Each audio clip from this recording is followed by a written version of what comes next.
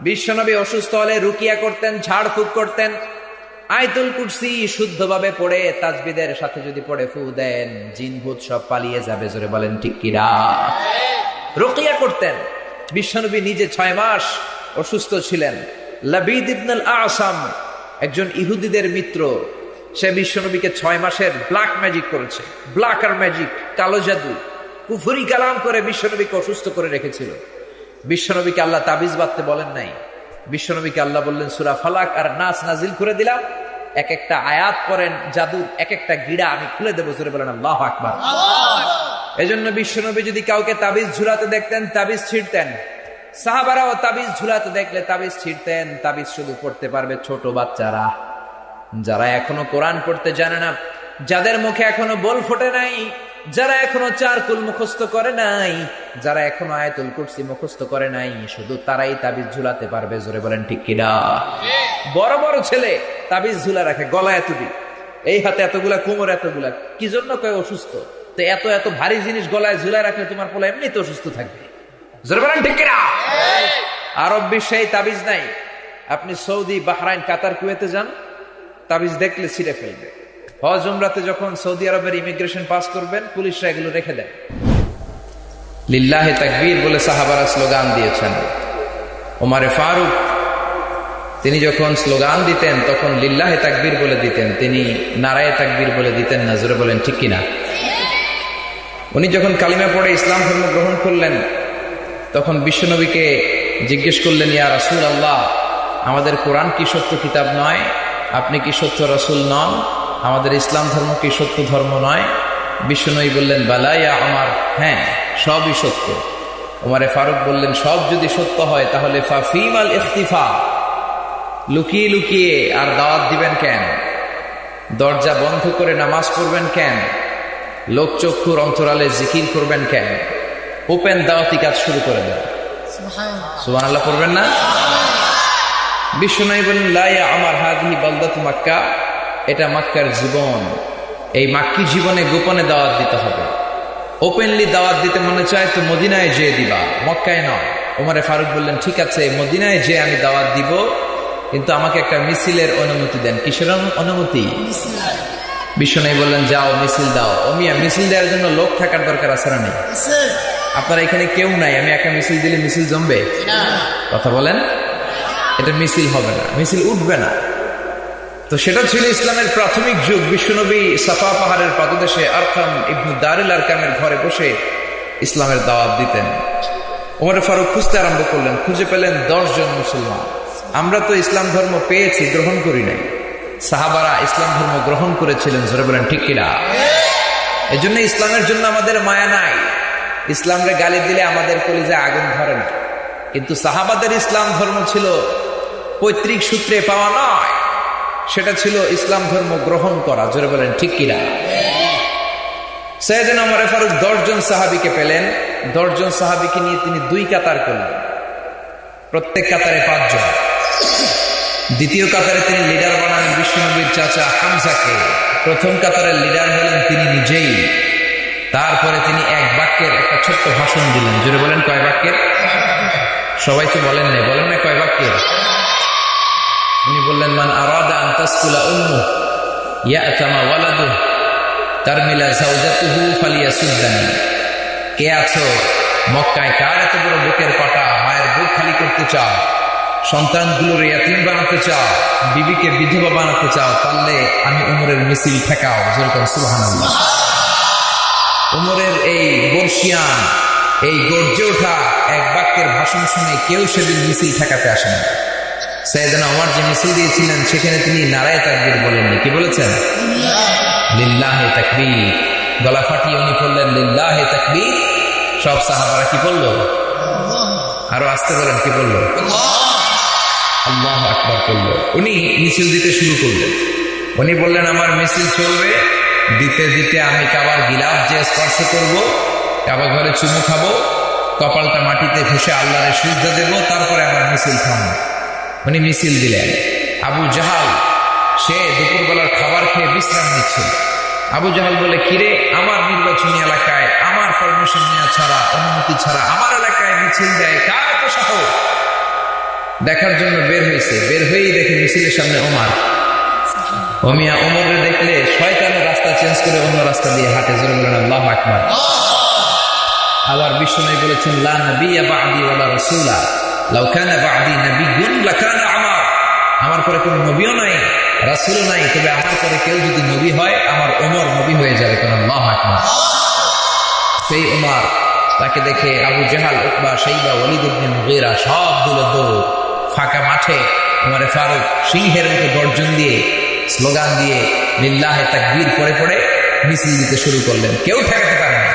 কাবার গিলাফ ধরলেন, কাবা ঘরে চুমু খেলেন, জমিনে কপাল ঘষে আল্লাহর সিজদা দিলেন। তারপরে তার মিছিল থামল। আমরা হচ্ছি সেই ওমরের উত্তরসূরি। সেই ওমরের রক্ত আমাদের গায়ে আছে না নাই?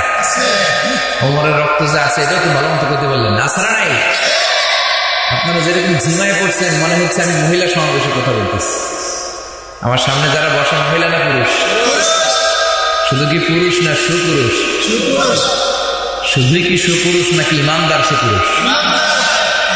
ইমানদার সুপুরুষের গলার জবাব, তাদের তাকবীর আর স্লোগান তো আল্লাহর আকাশ বাতাস চন্দ্র সূর্য ভেদ করে আল্লাহর আরশে যে ধাক্কা লেগে যায়। জোরে বলেন ঠিক কিনা? এজন্য আসুন আজকের এই বরকতময় মাহফিলের শুরুটা আমরা 3টা তাকবীর দিয়ে শুরু করি। রাজি আছেন তো? আমি পড়বো লিল্লাহি তাকবীর, আপনারা পড়বেন আল্লাহু আকবার। জোরে পড়বেন না আস্তে পড়বেন? কত জোরে? বড় গলায় দিবেন না? মুরব্বী বলতেছে তোরা বড় করে তাকবীর দে। ছোট বাচ্চাদেরকে বলতেছে। আলহামদুলিল্লাহ, আমরা সবাই মিলে দেব। আমি পড়বো লিল্লাহি তাকবীর, আপনারা গলা ফাটিয়ে পড়বেন আল্লাহু আকবার।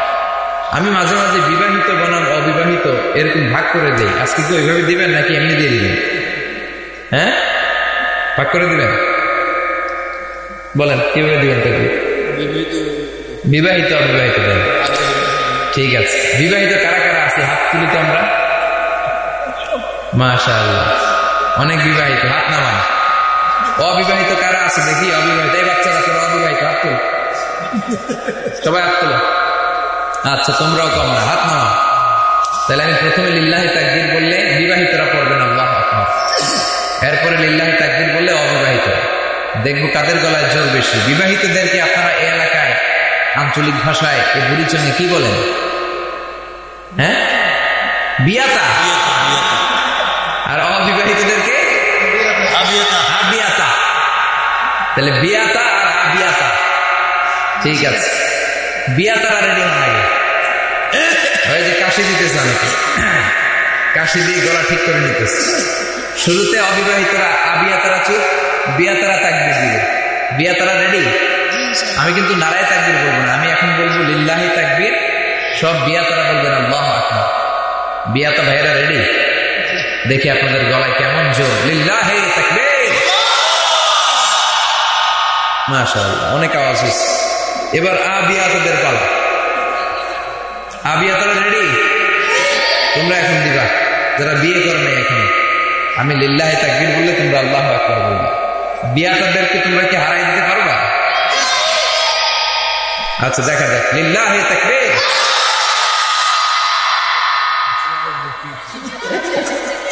হারাই দিছে আসলে, 3-0 বলে হারাইছে। মাশাআল্লাহ, অনেক ইমানি জজবা। এবার সবাই মিলে 3টা দিবে, সবাই মিলে লাগাতার 3টা তাকবীর দেব। আমি লিল্লাহি তাকবীর বলবো, 3টা তাকবীর দিয়ে এই মাহফিলের স্টেজ কাঁপায় দিতে হবে। রাজি আছেন তো? লিল্লাহি তাকবীর। তো স্টেজ কাঁপে নাই তো? হ্যাঁ, স্টেজ কাঁপাতে হবে। দ্বিতীয় তাকবীরটা হবে এত জোরে যাতে স্টেজ কাঁপে। পারা যাবে? লিল্লাহি তাকবীর। কিছুটা কাঁপছে। 3 নাম্বার তাকবীর হবে অনেক জোরে, শুধু স্টেজ না, প্যান্ডেলও কাঁপাতে হবে। রাজি আছেন মুসলমান? লিল্লাহি তাকবীর। মাশাআল্লাহ, এরকম ইমানি জজবানি আমি মিজানুর রহমান আজহারি যতক্ষণ আপনাদের খেদমতে কোরআন থেকে কয়েক মিনিট কথা বলবো, এরকম গলা ফাটিয়ে চিৎকার দিয়ে স্লোগান দিয়ে আমার সাথে থাকতে হবে। রাজি আছেন তো? আচ্ছা, ইমানদারের কথা হবে বাঘের মতো, সিংহের মতো গর্জন দিয়ে। ইমানদাররা চুপিসারে কথা বলে না, যা বলে তারা সরাসরি বলে। জোরে বলেন ঠিক কিনা? এবার বলেন, আজকের তাফসীর মাহফিলে আসতে পেরে খুশি না বেজার? খুশির আওয়াজ ছোট হয় না বড় হয়? খুশি না বেজার? কম না বেশি? আমরা সবাই খুশি পরিমাণে বেশি আওয়াজ করে পড়েন আল্লাহু আকবার। শুরুতেই মহান আল্লাহ রাব্বুল ইজ্জাত ওয়াল জালালের শাহী দরবারে অসংখ্য সুজুদ এবং শুকর যে আল্লাহ তাআলা আজকে আমাদেরকে চমৎকার কোরআনের বাগানে মহাবিশ্বের মহাবিশ্বয় মহাগ্রন্থ আল কোরআন আল কারীম থেকে কিছু কথা শুনবার জন্য একত্রিত হওয়ার তৌফিক এনায়েত করেছেন। আসুন সে আল্লাহর দরবারে শুকরিয়া জানাই। আসুন সবাই মিলে আমাদের হৃদয় নিংড়ানো মনের সবটুকু ভালোবাসাকে উজাড় করে দিয়ে সিংহ শার্দুলের মতো গর্জন করে আকাশ বাতাস প্রকম্পিত করে মন প্রাণ বুক মুখ একসাথে করে দেহের সবটুকুন শক্তি গলার এই মাঝ বরাবর এনে আমরা একটু চিৎকার করে পড়ি আলহামদুলিল্লাহ। সবাই পড়েন রব্বানা লাকাল হামদ হামদান কাসীরান তাইয়িবান মুবারাকান ফীহি ইয়া রাব্বি লাকাল হামদু কামা ইয়ানবাগি লিজালালি ওয়াজহিকা ওয়া আযীমি সুলতানিকা লাকাল হামদু বিল ঈমান লাকাল হামদু বিল ইসলাম লাকাল হামদু বিল কোরআন। আমরা প্রশংসা করলাম কার? জিকির করলাম কার? আল্লাহর নামটা জপতে কেমন লাগে? আল্লাহর তার সুন্দর নামগুলো ধরে ধরে ডাকতে কেমন লাগে? আল্লাহর নামটা এত মধুমাখা নাম, এত জাদুমাখা নাম। এ নামের জিকির আপনি যত হাজার বার করেন, যত লক্ষ বার করেন, আপনার মন চাইবে আরো কয়েক লক্ষ বার এই জিকির করে। জোরে বলেন ঠিক কিনা? আল্লাহর নাম যতই জপি ততই মধুর লাগে, নামে এক জাদু থাকে কে জানে তো আগে।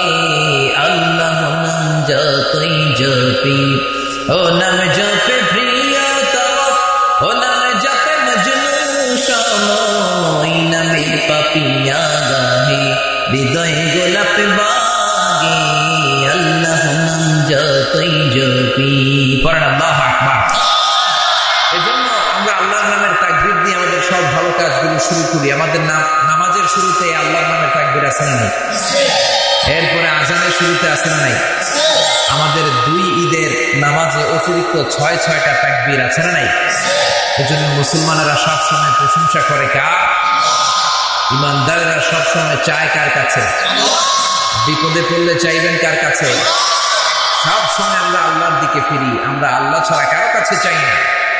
আমরা কোনো গণকের কাছে যাই না, আমরা কোনো জ্যোতিষ বাবার কাছে যাই না, যার কাছে যে আমরা ভবিষ্যৎ জানতে চাবো। কারণ ভবিষ্যৎ জানে তো একজন, তিনি কে? গণকের কাছে এই দেশে অনেকে যায়, এরকম আছে না নাই? বিশ্বনবী বলেন, মান আতা আররাফান ফাসাআলাহু আন শাইইন লাম তুকবাল লাহু সালাতুহু 40 লাইলা। কেউ যদি কোনো গণকের কাছে যায়, যে যদি তার কাছে কিছু জিজ্ঞেস করে, জিজ্ঞেস করার সাথে সাথেই তার 40 দিনের নামাজগুলোরে বাতিল করে দেয় কে? এজন্য কোনো গণকের কাছে যাবেন? তবে যাওয়া যাবে এক শর্তে, যে 40 কেজি ওজনের এক থাপ্পড় যদি সে রেগে যায় বলে, আপনি আমার থাপ্পড় দিলেন কেন? আপনি বলবেন, তুমি তো গণক, ভবিষ্যতের সব কথা আগ থেকে বলতে পারো। আমি যে তোমার আজকে এসে থাপ্পড় মারবো, তোমার তো আগেরই জানার কথা, আমার দেখে তুই দৌড় দিস নাই কেন? জোরে বলেন ঠিক কিনা? এরকম জায়গায় জায়গায় গণকদেরকে ধরে ধরে যদি ধোলাই দেওয়া যায়, এই বাংলার জমিনে কোনো গণক খুঁজে পাওয়া যাবে না। জোরে বলেন ঠিক কিনা? এরপর একজন আছে রাশি ফলে বিশ্বাস করে। জোরে বলেন ঠিক কিনা?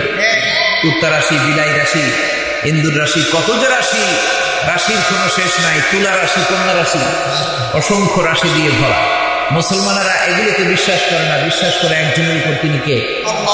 আরো জোরে বলেন না, তিনি কে? আমাদের বসুন্ধরা শপিং কমপ্লেক্সে একজন বসতো, লিটন দেওয়া, এখনো আছে। তার একটা চেম্বার ছিল। গত কয়েক মাস আগে বসুন্ধরাতে আগুন ধরেছে। পুলিশ এটাকে বাইন্দা জিজ্ঞেস করলো, কিরে তুই বেটা জ্যোতিষ বাবা, বসুন্ধরায় আগুন ধরবি, তুই তো আগেই বলার কথা বলি না কেন? কিচ্ছু কইতে পারে না, ভবিষ্যৎ কেউ জানে না, জানে একজন, তিনি কে? আরো জোরে বলেন, তিনি কে? এরপরে অনেকে টিয়া পাখির কাছে যায়। টিয়া পাখি নাকি ভবিষ্যৎ বলে দেয়। মানুষের রুচি, তার মেধা, তার ইন্টেলেক্ট কতটা নিচে নামলে মানুষ একজন টিয়ার কাছে যে ভাগ্য জিজ্ঞেস করে, জোরে বলেন ঠিক কিনা? আবার অনেকে হাতের রেখার উপর বিশ্বাস করে, তারা বলে হাতের রেখায় নাকি ভাগ্য লেখা থাকে। এটাও ভুয়া কথা। হাতের রেখায় কোনো ভাগ্য থাকে না, ভাগ্য থাকে লৌহে মাহফুজে লেখা। জোরে বলেন ঠিক কিনা? হাতের রেখায় কোনো ভাগ্য নাই, কারণ ভাগ্য তো তারও আছে যার হাত নাই। জোরে বলেন ঠিক কিনা? এরকম অনেক মানুষ পাবেন হাত নাই, পা নাই, বিকলাঙ্গ হয়ে জন্মায়। তো যেই লোকটার হাত নাই ওই লোকটার ভাগ্য আছে না নেই? জোরে বলেন। আমার কথা কি বুঝতে পারতেছেন? কষ্ট হচ্ছে না তো? মুসলমানেরা এগুলিতে বিশ্বাস করে, মুসলমানেরা শুধু আল্লাহর কাছে বিশ্বাস করে। এজন্য বিশ্বনবী বললেন, লা তিয়ারাতা ফিল ইসলাম, ইসলামে কোনো তিয়ারা নাই, ইসলামে কোনো শুভ অশুভ নাই, ইসলামে মঙ্গল অমঙ্গল নাই, ইসলামে অপয়া নাই, ইসলামে কুফা নাই, ইসলামে এই ধরনের কোনো বিষয় নাই। জোরে বলেন ঠিক কিনা? সমাজে একটা প্রচলন আছে কুফা, কিছু হইলে বলে তুই একটা কুফা। ক্রিকেট খেলা দেখতেছে, এক বন্ধু ঘরে ঢুকছে, তুই ঢুকলেই বেটা উইকেট পড়ে, তুই একটা কুফা। জোরে বলেন ঠিক কিনা? আসলে এটা ভুয়া কথা। সে ঢুকলেও উইকেট পড়তো, না ঢুকলেও উইকেট পড়তো। কুফা বলে ইসলামে কিছু নাই। এরপরে বলে শনিবারে বের হওয়া যাবে না। কোন ভালো কাজে কেউ যদি শনিবারে বের হয়ে যায় তাহলে তার শনি লাগে। এরকম কথা সমাজে আছে না? আল্লাহর দিন সবগুলোই বরকতময়, সবগুলোই সমান। এজন্য মুসলমান কল্যাণ অকল্যাণে বিশ্বাস করে না। মুসলমান বিশ্বাস করে খাইরিহি ওয়া শাররিহি মিনাল্লাহ, ভালো হোক মন্দ হোক, কল্যাণ হোক অকল্যাণ হোক, সবকিছু করেন একজন, তিনি কে? এরপরে সমাজে বলে অপয়া, কুলক্ষণে। নতুন বউ ঘরে এসে চা বানাতে যে ফ্রিজ ভেঙে ফেলছে, কাপ ভেঙে ফেলছে, কই বউটা ভালো না রে, বউটা কুলক্ষণে অপয়া।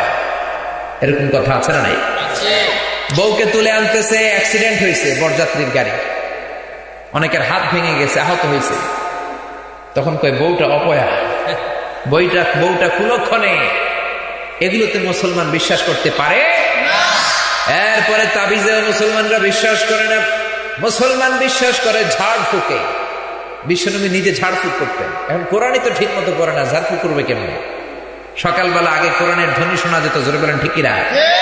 এখন কোরআনের ধ্বনি নাই, কোরআনের তাজবিদ তাহসিন সহকারে সুমধুর তেলাওয়াত নাই। এখন সকাল হতে না হয়তো এই ছেলেগুলোকে স্কুলে পাঠানো হয়, অবশ্যই স্কুলগামী হবে, অবশ্যই শিক্ষা অর্জন করবে, কিন্তু তার আগে কোরআন শিখতে হবে। জোরে বলেন ঠিক কিনা? তাবিজে বিশ্বাস করা যাবে না। বিশ্বনবী অসুস্থ হলে রুকিয়া করতেন, ঝাড়ফুঁক করতেন। আয়াতুল কুরসি শুদ্ধভাবে পড়ে তাজবিদের সাথে যদি পড়ে ফু দেন, জিন ভূত সব পালিয়ে যাবে। জোরে বলেন ঠিক কিনা? রুকিয়া করতেন। বিশ্বনবী নিজে 6 মাস অসুস্থ ছিলেন। লাবিদ ইবনুল আসাম একজন ইহুদিদের মিত্র, সে বিশ্বনবীকে 6 মাসের ব্ল্যাক ম্যাজিক করেছে। ব্ল্যাক আর ম্যাজিক, কালো জাদু, কুফরি কালাম করে বিশ্বনবীকে অসুস্থ করে রেখেছিল। বিশ্বনবীকে আল্লাহ তাবিজ বাঁধতে বলেন নাই। বিশ্বনবীকে আল্লাহ বললেন সূরা ফালাক আর নাস নাজিল করে দিলাম, এক একটা আয়াত করেন জাদুর, এক একটা গিড়া আমি খুলে দেবো। জোরে বলেন আল্লাহু আকবার। এজন্য বিশ্বনবী যদি কাউকে তাবিজ ঝুলাতে দেখতেন, তাবিজ ছিঁড়তেন। সাহাবারাও তাবিজ ঝুলাতে দেখলে তাবিজ ছিঁড়তেন। তাবিজ শুধু পড়তে পারবে ছোট বাচ্চারা, যারা এখনো কোরআন পড়তে জানে না, যাদের মুখে এখনো বল ফোটে নাই, যারা এখনো 4 কুল মুখস্থ করে নাই, যারা এখনো আয়াতুল কুরসি মুখস্থ করে নাই, শুধু তারাই তাবিজ ঝুলাতে পারবে। জোরে বলেন ঠিক কিনা? বড় বড় ছেলে তাবিজ ঝুলা রাখে, গলা এতগুলো, এই হাতে এতগুলা, কোমর এতগুলা, কি জন্য? কয় অসুস্থ। তো এত এত ভারী জিনিস গলায় ঝুলা রাখলে তোমার পোলা এমনি তো অসুস্থ থাকবে। জোরে বলেন ঠিক কিনা? আরব বিশ্বে তাবিজ নাই। আপনি সৌদি, বাহরাইন, কাতার, কুয়েতে যান, তাবিজ দেখলে ছিঁড়ে ফেলবে। হজ উমরাতে যখন সৌদি আরবের ইমিগ্রেশন পাস করবেন, পুলিশরা এগুলো রেখে দেয়, এরকম দেখ, চেক কর। যদি জিজ্ঞেস করেন কি দেখো, বলে তাবিজ দেখি। পুলিশ যখন তাবিজ দেখবে, আপনিও পুলিশ এরকম দেখবেন। পুলিশ যদি জিজ্ঞেস করে, ওই মেয়ে তুমি আমার কি দেখো, আপনি বলবেন আমিও তোমার তাবিজ দেখি। ও যদি আমার তাবিজ খুঁজে, আমিও খুঁজতে পারবো। জোরে বলেন ঠিক কিনা?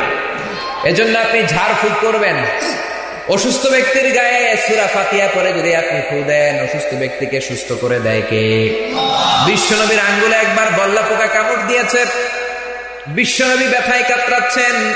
মা আয়েশাকে ডেকে বললেন, আয়েশা লবণের পানি গরম দাও। গরম দেয়া পানি আঙ্গুলে ঢালো। মা আয়েশা লবণের গরম পানি ঢালতে আরম্ভ করলেন। বিশ্বনবী পড়তে আরম্ভ করলেন। সবাই পড়েন আলহামদুলিল্লাহি রাব্বিল আলামিন। মা আয়েশা গরম পানি ঢেলে শেষ করলেন, বিশ্বনবী সূরা ফাতিহা পড়ে ফু দিয়ে শেষ করলেন। গরম পানি ঢালাও শেষ, সূরা ফাতিহা পড়াও শেষ, আঙ্গুলের ব্যথাও শেষ। মা আয়েশা বললেন, ইয়া রাসূলুল্লাহ, ইয়া হাবিবাল্লাহ, আপনি বিশ্বনবী, বিশ্ব সবার সভাপতি, আখিরি জামানার পয়গম্বর, আপনি যদি সূরা ফাতিহা পড়ে ফু দিতেন তাহলেই তো ব্যথা ভালো হয়ে যেত, আবার লবণের পানি কেন করতে বললেন? বিশ্বনবী ডেকে বললেন, আয়েশা রে, লবণের পানি দিয়ে চিকিৎসা হয়, সূরা ফাতিহার মাধ্যমে শেফা হয়। চিকিৎসার শেফা দুইটার কম্বিনেশনে, দুইটার মিলনে রোগ ভালো করে দেয় কে?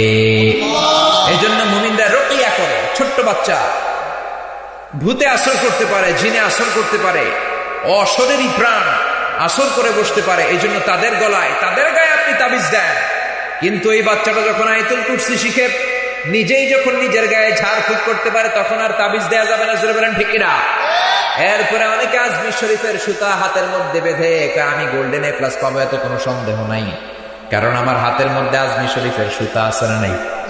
এরকম টেন্ডেন্সি চিন্তা সমাজে আছে না নাই? তোমার আজমি শরীফের সুতা তোমার কিছুই করতে পারবে না, তোমার পরীক্ষায় পাশ করাই দিতে পারে একজন, তিনি কে? আবার অনেকে কাইতন বাঁধে, আবার কপালের মধ্যে ছোট্ট বাচ্চাদের এরকম কালো টিপ দেয় তো যাতে নজর না লাগে। আপনি এই কালো টিপের উপর কেমন করে তাওয়াক্কুল করেন? মুসলমান তো তাওয়াক্কুল করে একজনের উপর, তিনি কে? এরপর মুসলমানেরা মাজার কেন্দ্রিক হয় না, মুসলমানেরা হয় মসজিদ কেন্দ্রিক। হ্যাঁ, মাজারে যাওয়া যাবে জিয়ারত করার জন্য, তবে যেই লোকটা মাজারের মধ্যে শুয়ে আছে, খবরদার ওই লোকটাকে সেজদা দেয়া যাবে না, ওই লোকটার কাছে কিছু চাওয়াও যাবে না। জোরে বলেন ঠিক কিনা? চাইতে হবে একজনের কাছে, তিনি কে? খবরদার। বিশেষ করে মা বোনেরা এই কাজগুলো ভুল করে করে। আমার মা বোনেরা দুইটা জায়গায় যেতে সব চাইতে বেশি পছন্দ করে, এক হলো বাজারে, দুই হলো মাজারে। জোরে কোন ঠিক কিনা? বিশ্বনবী বললেন, লা তামনাউ ইমা আল্লাহি মাসাজিদা, আল্লাহর বান্দা, আল্লাহর বান্দীদেরকে, আমার মহিলা উম্মতদেরকে কখনো মসজিদে ঢুকতে বারণ করো না, নিষেধ করো না। আমরা এখন মসজিদ থেকে মহিলাদেরকে বের করে দিয়েছি, তাই তারা বাজারমুখী আর মাজারমুখী হয়েছে। জোরে বলেন ঠিক কিনা? আমাদের সমাজে ফতুয়া চলে, মসজিদে মহিলারা গেলে ফিতনা হয়, মেনে নিলাম ফিতনা হয়, কিন্তু এই মহিলারা যখন বাজারে যায় তখন ফিতনা হয় না? এরা যখন মার্কেটে যায় তখন ফিতনা হয় না?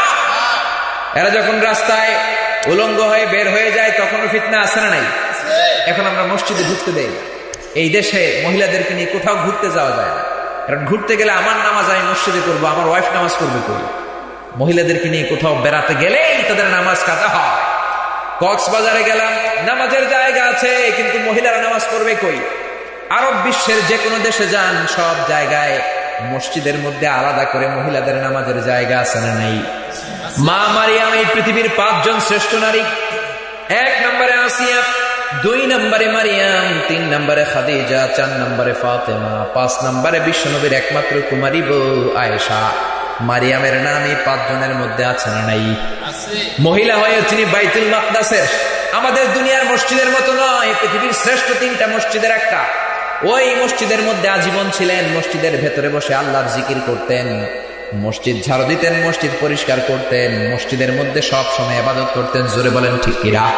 গোটা বিশ্বে মহিলাদের জন্য মসজিদে জায়গা আছে, মাকানুল সাইয়্যিদা, special worshipping place for women. মহিলাদের জন্য আলাদা জায়গা, নামাজের সময় তারা নামাজ পড়ে। এই দেশে আমরা ফতোয়া দেই মহিলারা মসজিদে ঢুকলে ফিতনা হয়। কথা বুঝতে পেরেছেন?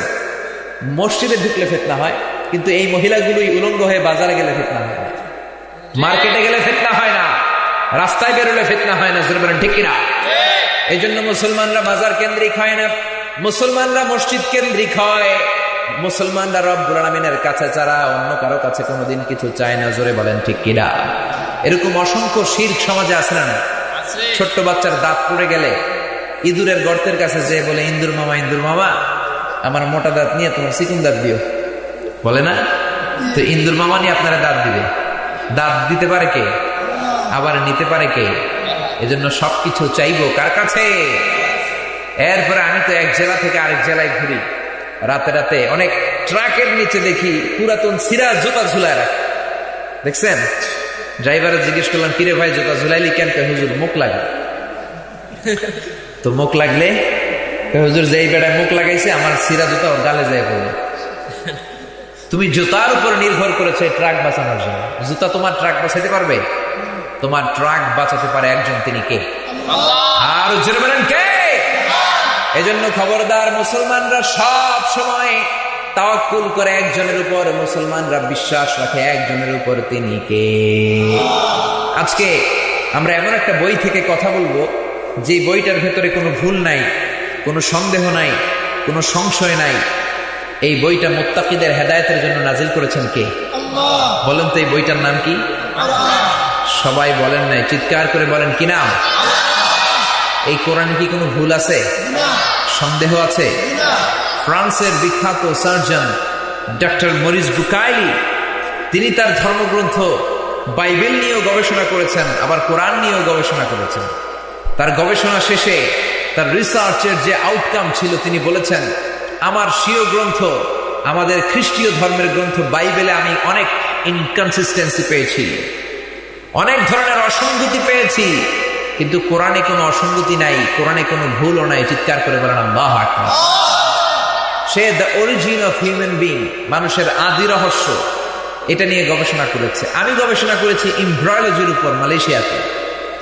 Human embryology in the holy Quran, how the little embryo develop in mother womb, মায়ের পেটে ছোট্ট ভ্রূণ থেকে কেমন করে 10 মাস 10 দিন করে একটা পূর্ণ বাচ্চা হয়, এ বিষয়ে আল্লাহর কোরআনে সবগুলো স্টেজের কথা আছে না নাই? এটা নিয়ে আমি রিসার্চ করেছি, আমার এই রিসার্চটা জার্মানি থেকে ছাপানো হবে। তো ডক্টর মরিস বুকাইলি সে বলল, বাইবেলে অসঙ্গতি, ইনফরমেশন দেওয়ার ক্ষেত্রে অনেক ভুলভাল পাওয়া যায়, কিন্তু কোরআনে কোনো ভুল পাওয়া যায় না। জোরে বলেন আল্লাহু আকবার।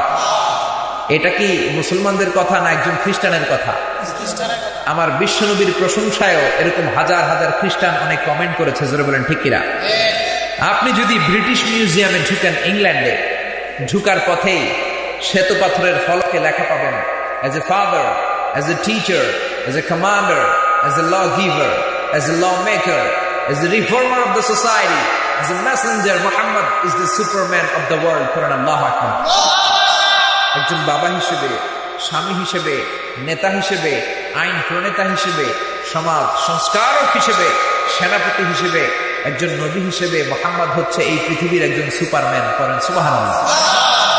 এজন্য সুপারম্যান হতে চাইলে শুধু সুপারম্যান এর টি শার্ট পরলেই, সুপারম্যানের গেঞ্জি পরলেই সুপারম্যান হওয়া যায় না, সুপারম্যানের ট্যাটু লাগালেই সুপারম্যান হওয়া যায় না, সুপারম্যানের স্টিকার লাগালেই সুপারম্যান হওয়া যায় না।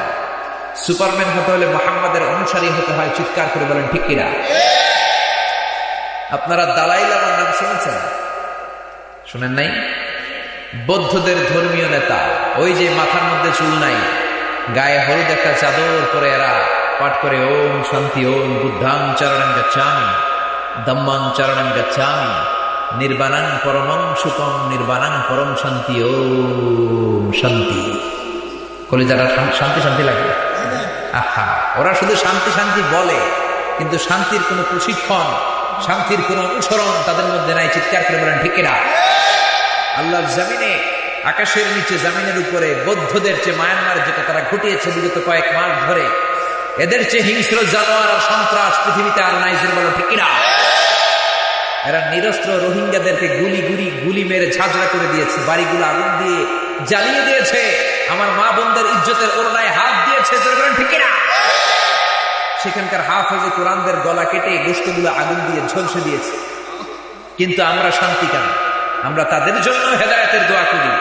তাদের জন্য প্রথম দোয়া, আল্লাহ মিয়ানমারের এই বৌদ্ধ সেনাবাহিনীগুলোকে তুমি হেদায়েত দাও। বলেন আমিন।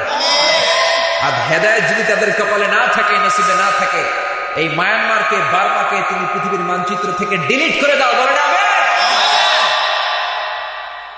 এজন্য খবরদার, মুসলমানেরা সব সময় বিশ্বাস করে আল্লাহর উপর। মুসলমানদের নবীর ব্যাপারে খ্রিস্টানদের কমেন্ট আছে না নাই?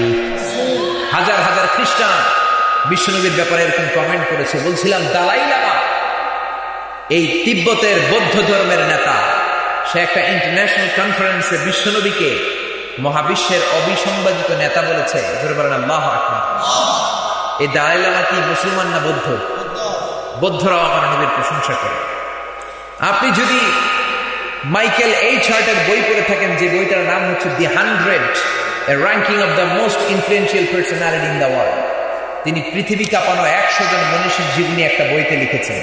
ওই বইতে তার ধর্মের নবী ঈসা আলাইহিস সালামের নামও আছে, দালাই লামার নামও আছে, পৃথিবীর সব নবীদের নামও আছে, কিন্তু 100 জন মনীষীর মধ্যে সে 1 নম্বরে আমাদের পেয়ারা নবী মুহাম্মদুর রাসূলুল্লাহর নাম সে দিয়েছে। জোরে বলেন আল্লাহু আকবার।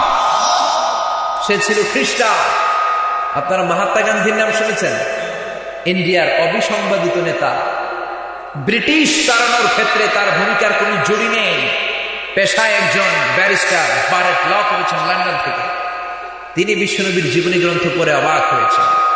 তিনি বললেন, মুসলমানেরা বলে তাদের শেষ নবী নাকি মহাপুরুষ, তার জীবনীটা একটু পড়ি। তিনি ভাবলেন একটা জীবনী, বায়োগ্রাফি তিনি শুধু ভূমিকাটা পড়েই রেখে দিবেন, কিন্তু ভূমিকা পড়েই তিনি আর থামতে পারলেন না। তার কৌতূহল আরো বাড়তে লাগলো। তিনি পড়তে আরম্ভ করলেন বিশ্বনবীর মাক্কি জীবন, পড়তে আরম্ভ করলেন মাদানী জীবন। পড়তে পড়তে প্রথম ভলিউম শেষ করে ফেললেন, দ্বিতীয় ভলিউম তার কালেকশনে নাই। ইন্ডিয়ার লাইব্রেরিগুলোকে তন্ন তন্ন করে খুঁজে দ্বিতীয় ভলিউমও পড়লেন। পরে তার কমেন্ট ছিল, আমার জীবনে আমি যত বায়োগ্রাফি করেছি, জীবনী পড়েছি, এত চমৎকার সফল জীবনী আমার জীবনে কারোটা আমি পড়ি নাই। জোরে বলেন আল্লাহু আকবার। এটা কি কোনো মুসলমানের কথা না হিন্দুর কথা? জোরে বলেন মুসলমান না হিন্দু? জর্জ বার্নার্ড শ, ইংরেজ সাহিত্যিক, সে বলেছে, I have studied personally, I have scanned whole the biography of the last messenger. In my opinion, far from being antichrist, and he must be called the savior of humanity. আমি personally George Bernard Shaw আখিরি নবীর জীবনী পড়েছি। সে মানবতার বিরোধী তো দূরের কথা, তিনি মানবতার ত্রাণকর্তা হয়ে পৃথিবীতে আগমন করেছেন। জোরে পড়েন সুবহানাল্লাহ। ইংল্যান্ডে আমার কিছু ফ্রেন্ড, তারা পরিচ্ছন্নতা অভিযানে নেমেছে, ক্লিনলিনেস অ্যাওয়ারনেস ক্যাম্পেইন। ইংল্যান্ডের যেই জায়গায় রাস্তাঘাটে ময়লা, তারা ময়লা পরিষ্কার করে, কিন্তু পরিষ্কার করার সময় তারা কারোর সাথে কথা বলে না। ইংল্যান্ডের লোকেরা তো অবাক, কি আজীব তামাশা, এই জায়গাগুলোতে না আবর্জনা ছিল, নোংরা ছিল, ময়লা ছিল, ময়লা কোথায়? সবাই বলল কিছু যুবক ছেলে এখানকার ময়লাগুলো পরিষ্কার করে। কারা এই যুবক? তারা দেখতে গেল, দেখতে যে দেখে তারা কথা বলে না, মুখের মধ্যে মুখোশ বাঁধা আর একটা টি শার্ট পরা, গেঞ্জি পরা, যেই গেঞ্জির পিছনে সবুজ কালি দিয়ে লেখা MUHAMMAD, মানে কি? মুহাম্মদ। জোরে বলেন মানে কি? তখন তারা চিন্তা করে, হু ইজ দিস মুহাম্মদ? কে মুহাম্মদ সাল্লাল্লাহু আলাইহি ওয়াসাল্লাম, যার অনুসারীরা এত ভালো? কে মুহাম্মদ, যার অনুসারীরা এত পরিচ্ছন্ন? Then they search in internet, then they put the word Muhammad in Google search engine, then they found a big biography of the last messenger. They read, they convince, some of them cry, some of them accept Islam. চিৎকার করে পড়েন আল্লাহু আকবার। তারা বিশ্বনবী সম্পর্কে জানতে যে অবাক হয়ে যায়, কে মুহাম্মদ? ইন্টারনেটে তারা সার্চ করে MUHAMMAD লিখে, গুগল উইকিপিডিয়া তাদেরকে বিশ্বনবীর বিশাল জীবনী দিয়ে দেয়। তারা অনলাইনে ইন্টারনেটে বিশ্বনবীর জীবনী পড়ে। অনেকে অবাক হয়, অনেকে চোখের পানি ছেড়ে কাঁদতে কাঁদতে নসিব ভালো হলে কালিমা পড়ে মুসলমান হয়। চিৎকার করে পড়েন আল্লাহু আকবার। আমার নবীর প্রশংসা কি শুধু আমরা করি না, গোটা বিশ্ব করে? আমার কোরআনের প্রশংসা কি শুধু আমরা করি না, গোটা বিশ্ব করে? এই জন্য সেই নবীর বিরুদ্ধে যারা কথা বলে তাদের সাথে আমাদের কোনো সম্পর্ক নেই। জোরে বলেন ঠিক কিনা? এই মুসলমানদের দেশে অনেক সাহসওয়ালা কিছু ব্লগার আছে, নাস্তিক আছে, যারা আমার বিশ্বনবীর বিরুদ্ধে ব্লগ লিখে। ধর্মকারী একটা পেজ আছে যারা ইন্টারনেটে আনাগোনা আছে আপনাদের বিশ্বনবীর ব্যক্তিগত জীবন নিয়ে, তার পারিবারিক জীবন নিয়ে এমন কুৎসা রটনা করেছে, এটা ভাষায় প্রকাশ করার মতো না। চিৎকার করে বলেন তো, এগুলো কি মানুষ না অমানুষ? এগুলো জাহান্নামের নরকীট, এগুলো পিতৃ পরিচয়হীন জাত সন্তান। জোরে বলেন ঠিক কিনা? যারা এই মুসলমানদের দেশে বসে কোরআনের গালি দেয়, আমার নবীর বিরুদ্ধে ব্লগ লিখে, আমার নবীর বিরুদ্ধে কুৎসা রচনা করে, তারা এই জামিনটা চিনে নাই। এই জামিনটা পীর আউলিয়াদের জামিন। জোরে বলেন ঠিক কিনা? এই জামিনটা মসজিদ মাদ্রাসার জামিন, এটা কওমি মাদ্রাসার জামিন, এটা আলিয়া মাদ্রাসার জামিন, এটা দাড়িওয়ালাদের জামিন, টুপিওয়ালাদের জামিন। এ জামিন টঙ্গীর তুরাগপাড়ের বিশ্ব ইস্তেমার জামিন। জোরে বলেন ঠিক কিনা? এই জন্য নবীরে গালি দিলে মুমিনদের কলিজায় কি আগুন লাগে? লাগে। কার কার লাগে? দু হাত উঁচু করে আল্লাহর দেখা। লিল্লাহি তাকবীর, লিল্লাহি তাকবীর। আল্লাহ আমাদের হাত দিয়ে কবুল করে নেক, আমরা বলি আমিন। বিশ্বনবীর ভালোবাসা নিয়ে যেন আমরা কবর পর্যন্ত যেতে পারি, আল্লাহ তুমি কবুল করে নাও, আমরা বলি আমিন। এই বইটা এমন বই, এটা এমন কিতাব যে কিতাবে কোনো ভুল নাই। এজন্য রব্বুল আলামিন বলেন, যালিকাল কিতাবু লা রাইবা ফীহি হুদাল লিল মুত্তাকিন। This is the book, the most authentic and original book in the world, whereof there is no doubt in it and a guidance to those who are muttaqin. এটা এমন বই যে বই একটাও ভুল, যে বই একটাও সন্দেহ নাই, একটাও সংশয় নাই। মুত্তাকিনদের জন্য এই বইটারে হেদায়েত করে নাজিল করলেন কে? পৃথিবীর কোন ধর্মগ্রন্থের হাফেজ নাই, কিন্তু এই কোরআনের হাফেজ আছে না নাই? বর্তমান বিশ্বে হাফেজের কোরআনের সংখ্যা 70 লক্ষ ছাড়িয়ে গেছে। কোন আল্লাহু আকবার। প্রিন্টেড কোরআনের সংখ্যা, ছাপা কোরআন এই পৃথিবীতে অলমোস্ট 3 বিলিয়ন, 300 কোটিরও বেশি। তার মানে এই পৃথিবীতে 600 কোটি মানুষের বসবাস। আপনি হিন্দু, বৌদ্ধ, খ্রিস্টান, আস্তিক, নাস্তিক যাই হন, প্রত্যেক 2 জন মানুষের জন্য এই পৃথিবীতে একটা করে কোরআন আছে না? আছে নাই? আবার আল্লাহ বললেন, কিতাবুন আনজালনাহু ইলাইকা লিতুখরিজান নাসা মিনাল যুলুমাতি ইলান নূর। রাবাহামা, I have revealed this holy and sacred book unto you in order to lead the mankind out of darkness into the light. ও নবী, কেন এই কোরআন পড়লাম জানো নাকি? শোনো শোনো, অন্ধকারাচ্ছন্ন মানুষগুলোকে হেদায়েতের পথ দেখাতে, জাহান্নামী গুলারে জান্নাতে পাঠাতে, বেয়াদব গুলারে আদব শেখাতে, আমার বামপন্থী গুলারে ডানপন্থী বানানোর জন্য। জোরে বলেন ঠিক কিনা? এই কোরআন পড়াও সহজ, বোঝাও সহজ, মানাও সহজ।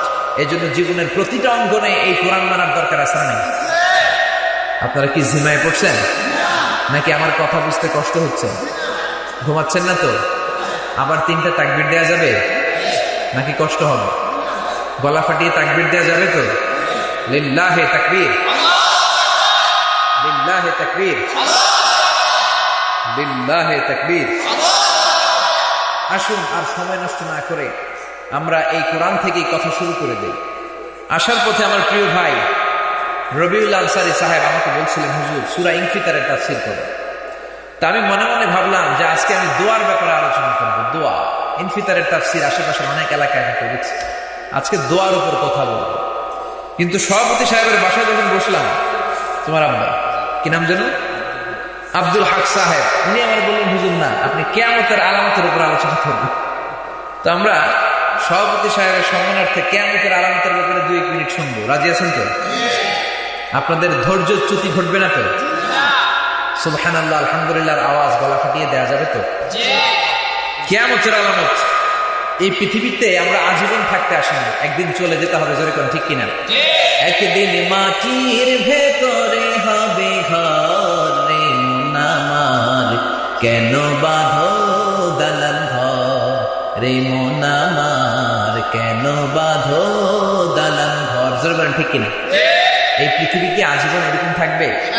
এই যে বিল্ডিং, দালান কোঠা, এত শান শৌকত, হুমকি ধামকি, অহংকার আর দাম্ভিকতা, একদিন সব মাটির সাথে মিশে যাবে। চিৎকার করে বলেন ঠিক কিনা?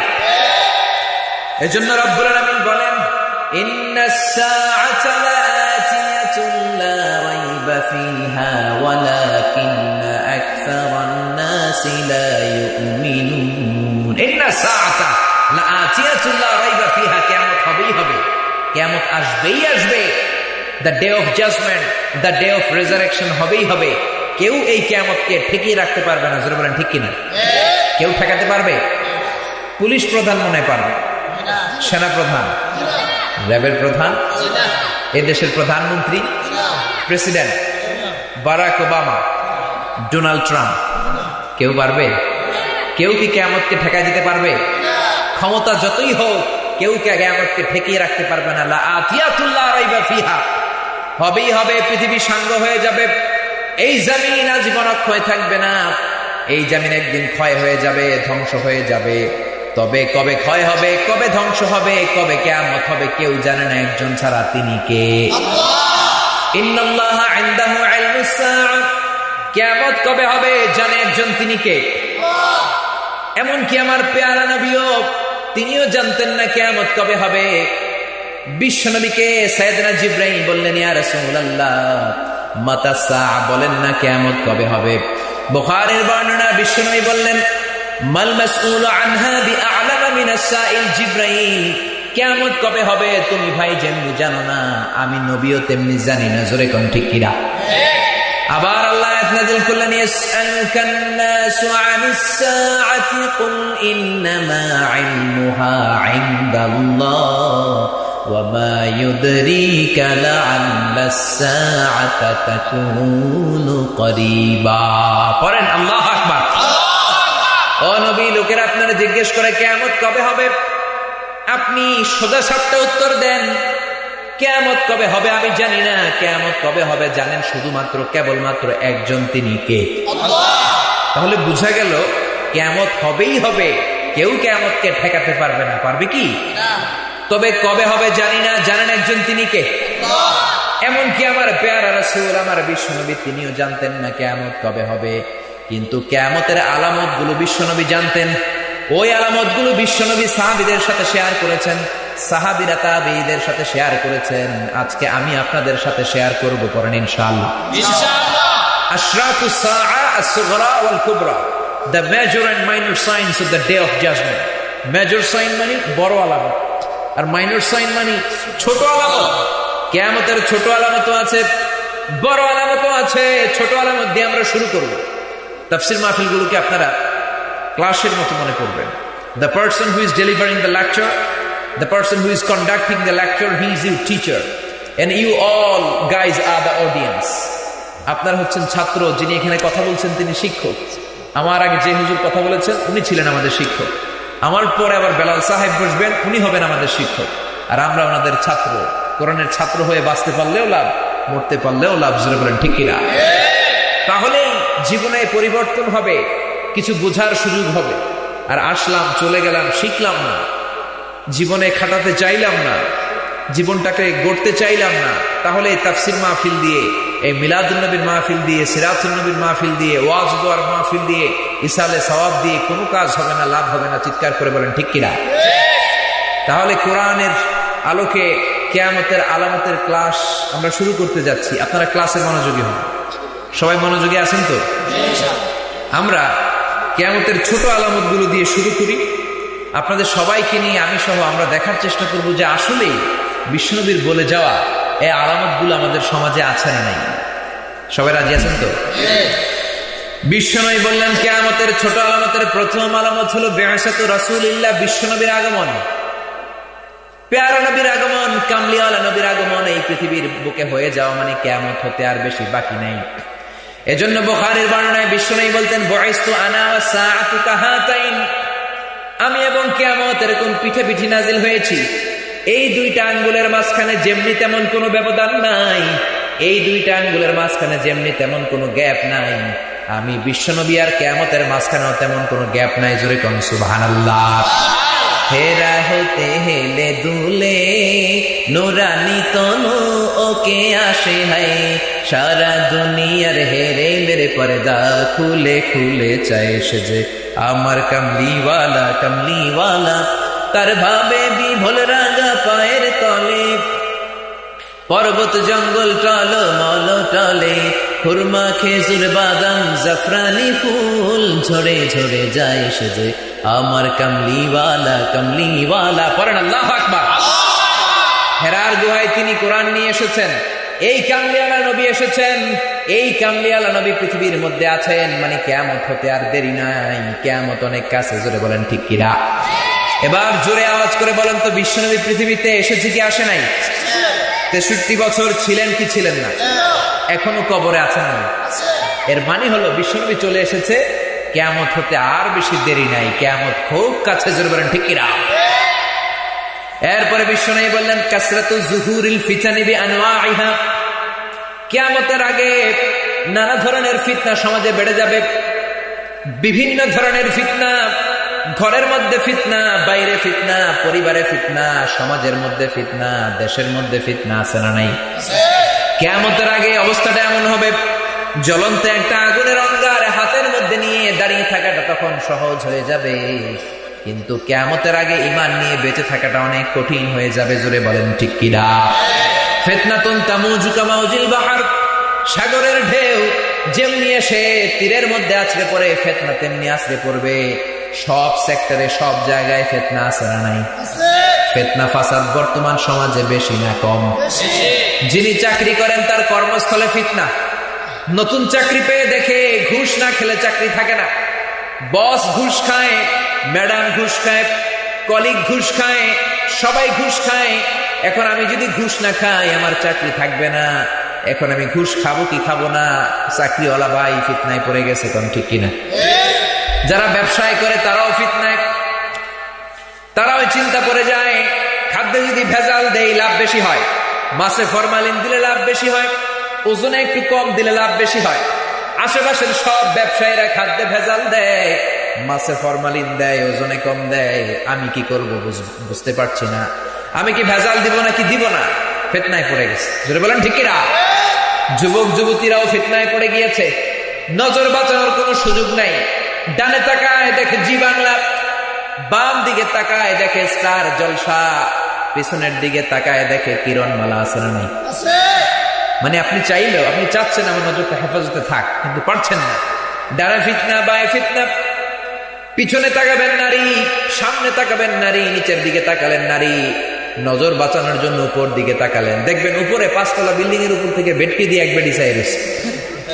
তার মানে আপনার প্রচন্ড ইচ্ছা নজরটার হেফাজত করবেন ফিতনা থেকে, কিন্তু পারা যাচ্ছে না। চিৎকার করে বলেন ঠিক কিনা? এজন্য রব্বুল আলামিন বলেন কুল্লিল মুমিনিনা ইয়াগুদ্দু মিন আবসারিহিম ওয়া ইয়াহফাযু ফুরুজাহুম। নবী আপনি মুমিনদেরকে বলে দেন তারা যেন নজরকে হেফাজত করে, তারা যেন তাদের লজ্জাস্থানের হেফাজত করে, বেগানা নারীর দিকে, অশ্লীল পোশাকের দিকে, উলঙ্গপনার দিকে যেন তারা না তাকায়। কে বললেন? আবার বিশ্বনবী তার জামাতারে বললেন, আলীরে বললেন, আলী একবার যদি ভুল করে তোমার নজর বেগানা নারীর দিকে পড়ে যায়, দ্বিতীয় নজর দিবা না। কারণ প্রথম নজর তোমার জন্য ক্ষমা, দ্বিতীয় নজর তোমার জন্য গুনাহ। উলঙ্গ নারী হেঁটে যাচ্ছে, চোখ একটা গ্লেন্স একবার পড়ে যেতেই পারে। Lower your gauge, lower your eyesight man, চোখ নামাও। কিন্তু আবার মজা নেওয়ার জন্য যদি বড় বড় চোখ করে তাকাও, গুনাহ আছে না নাই? প্রথম নজর ক্ষমা, দ্বিতীয় নজর গুনাহ। এজন্য অনেকে মাসালা খাটিয়ে বলে প্রথম নজর যেহেতু ক্ষমা, এক নজরে আধা ঘন্টা চেয়ে থাকবো এমনি বড় বড় চোখ করে তাকায় থাকা যাবে?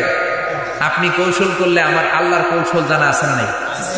আল্লাহর ধরা বড় ধরা, আল্লাহর মায়ের বড় মায়ের। জোরে বলেন ঠিক কিনা?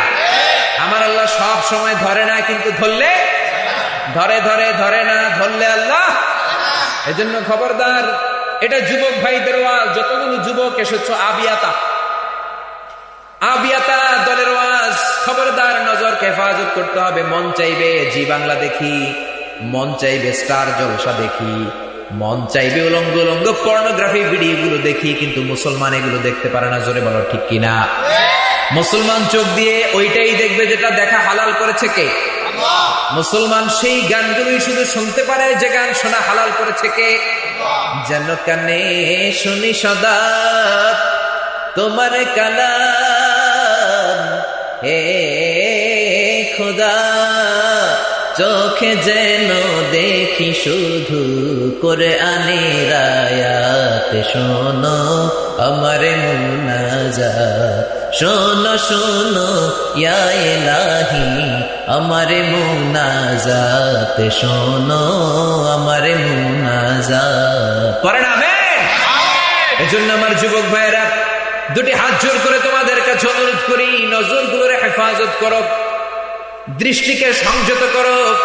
নজরকে যদি সংযত করতে পারো, কিয়ামতের দিন জান্নাত তোমাদের জন্য পুরস্কার বানিয়ে রেখেছে কে? এজন্য বিশ্বনবী বললেন কাসরাতুল যুহুরিল ফিতানি বিআনওয়াইহা, নানা ধরনের ফিতনা সমাজে ছড়াবে।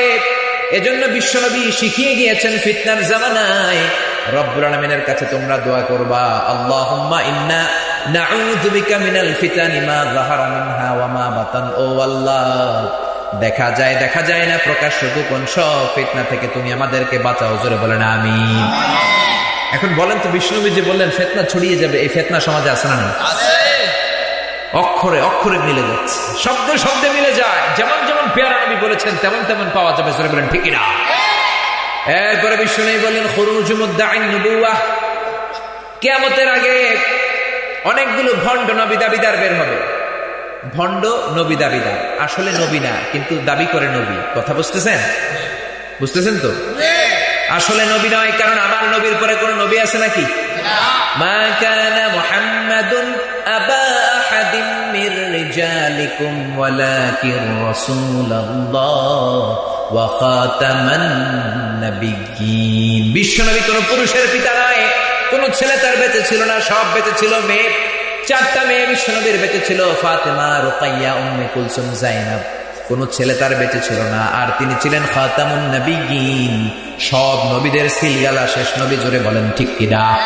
শেষ নবী। কিন্তু বিশ্বনবী বললেন আমি শেষ নবী হওয়ার পরেও 30 জন বেয়াদব, বুখারীর বর্ণনায় 30 জন বেয়াদব এই পৃথিবীতে নবুয়তি দাবি করবে। প্রথম দাবি করেছিল মুসাইলামা। ইয়ামামার যুদ্ধে বেয়াদবটা নিহত হয়। এই মুসাইলামা বিশ্বনবীর কাছে এসে বলে, ও আব্দুল্লাহর বেটা মুহাম্মদ, তুমি শুধু একাই নবী নও, তুমিও নবী, আমিও নবী। পড়েন নাউযুবিল্লাহ। আমার নিসফুন নবুওয়াহ, নবুয়তির হাফ অফ দ্য প্রফেসি, অর্ধেক আমারে বুঝিয়ে দাও। বিশ্বনবী বললেন আনতা লাস্তা মুসাইলামা ফাকাত, তুই শুধু মুসাইলামা না, মিনাল ইয়াউমি আনতা মুসাইলামাতুল কাযযাব, আজকে থেকে তোর নাম মিথ্যাবাদী, ভণ্ড মুসাইলামা। জোরে বলেন ঠিক কিনা? আমার নবীর হাতে এত বরকত, মদিনার বাচ্চাদের মাথার মধ্যে বিশ্বনবী বরকতময় হাত বুলিয়ে দিলে বাচ্চাদের মাথার চুল বড় হয়ে যেত। মুসাইলামা বলে আমিও নবী।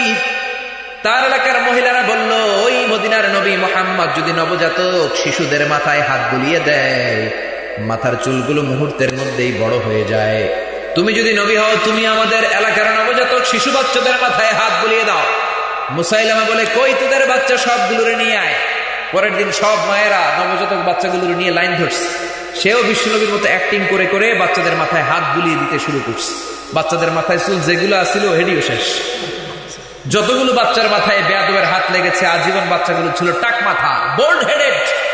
কেননা বিশ্বনবীর সাথে বেয়াদবি, 2টা জায়গায় বেয়াদবি করলে সাথে সাথে অ্যাকশন হয়।